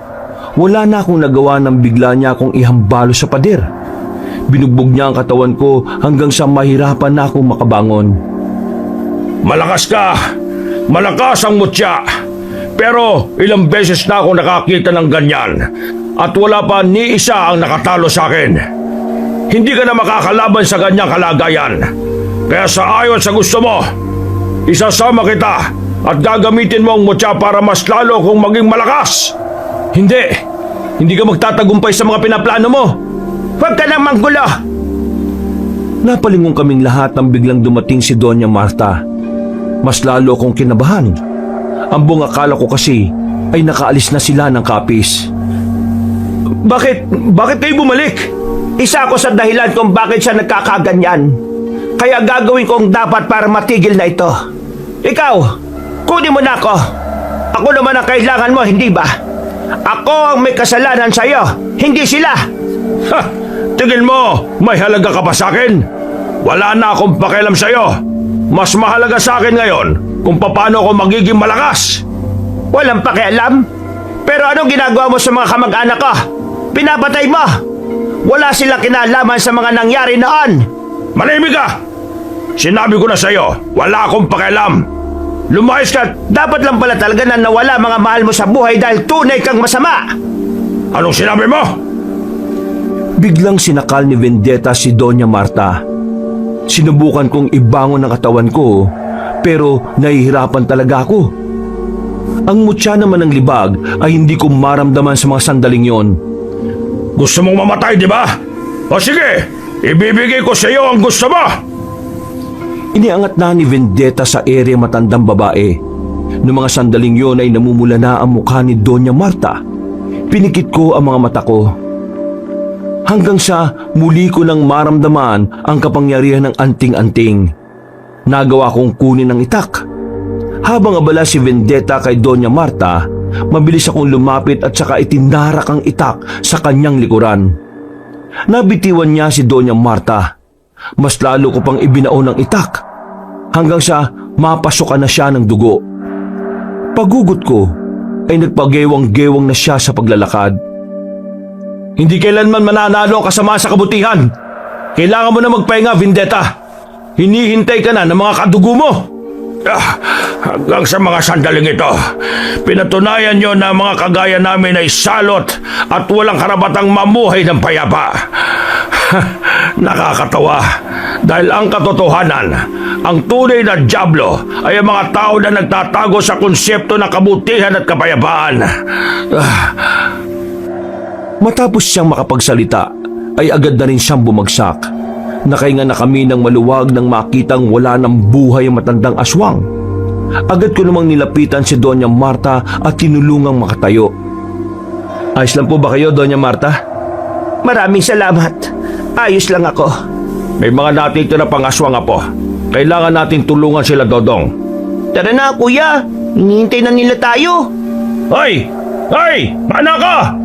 Bahala ka kung gusto mong sumama. Huwag ka lang magkukulit doon, ha? Doña Marta, umuwi na muna kayo sa inyo at huwag na kayong lalabas ng bahay. Kailangan lang namin ubusin ang mga natitirang aswang. Kami na pong bahala rito.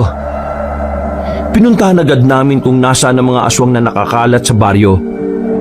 Hindi naman na kami nahirapang talunin ng mga yon. Ilang minuto lang ay tuluyan na namin silang napuksa. At mula noon, naibigay na rin namin ang hustisya para sa mga taong nabiktima nila. Naibigay na rin namin ang kapayapaan na para sa kanila. Ilang araw matapos ang labanan, balik na sa normal ang buhay namin. Kami na ang kinuhang opisyal na manggagamot ng pamilya nila Doña Marta. Medyo natuwa naman ako kasi nagbago na rin ang ugali ng matandang babae. Hindi na siya matapobre, pero minsan mainitin pa rin talaga ang ulo. Sa lahat ng mga nangyari, masasabi ko talagang walang may dudulot na maganda ang paghiganti. Kahit na ganun pa kalalim ang dahilan nito, hahantong at hahantong pa rin sa malungkot na katapusan ng lahat. Kagaya na lang na nangyari sa pinuno ng mga aswang. Hanggang dito na lang po, Kabanong. Maraming salamat po sa inyong pagsubaybay at pinagpalang araw po at mabuhay po tayong lahat. Mga kabangers, mga kayanggaw, si Kabanong po uli. Bago po tayo magwakas ay gusto ko po sana pasalamatan ng lahat ng mga sumubaybay sa storya natin ngayong araw na ito. Kung nagustuhan niyo po ang kwento ngayong araw, kung maaari po i-click niyo po ang subscribe button at ganoon na rin po ang notification bell para lagi po kayong nanonotify pag may mga bago tayong mga kwento. At huwag niyo na rin po kalimutan na mag-comment at mag-like.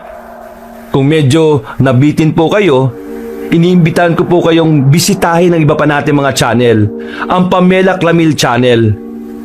Kung pwede rin pong mag-subscribe kayo dahil konti pa lang po mga subscriber doon, at mag-iwan na rin po kayo ng comment at pindutin na rin ang like button.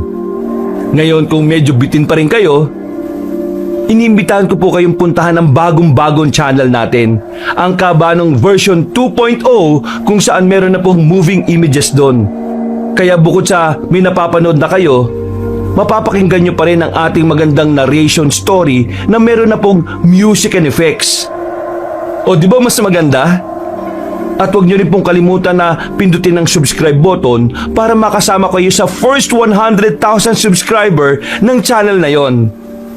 At para hindi po kayo mahirapang hanapin, ilalagay po natin sa description o sa pinned comment ang mga links ng mga nasabing channel. Hanggang sa susunod na mga kwento, wakas!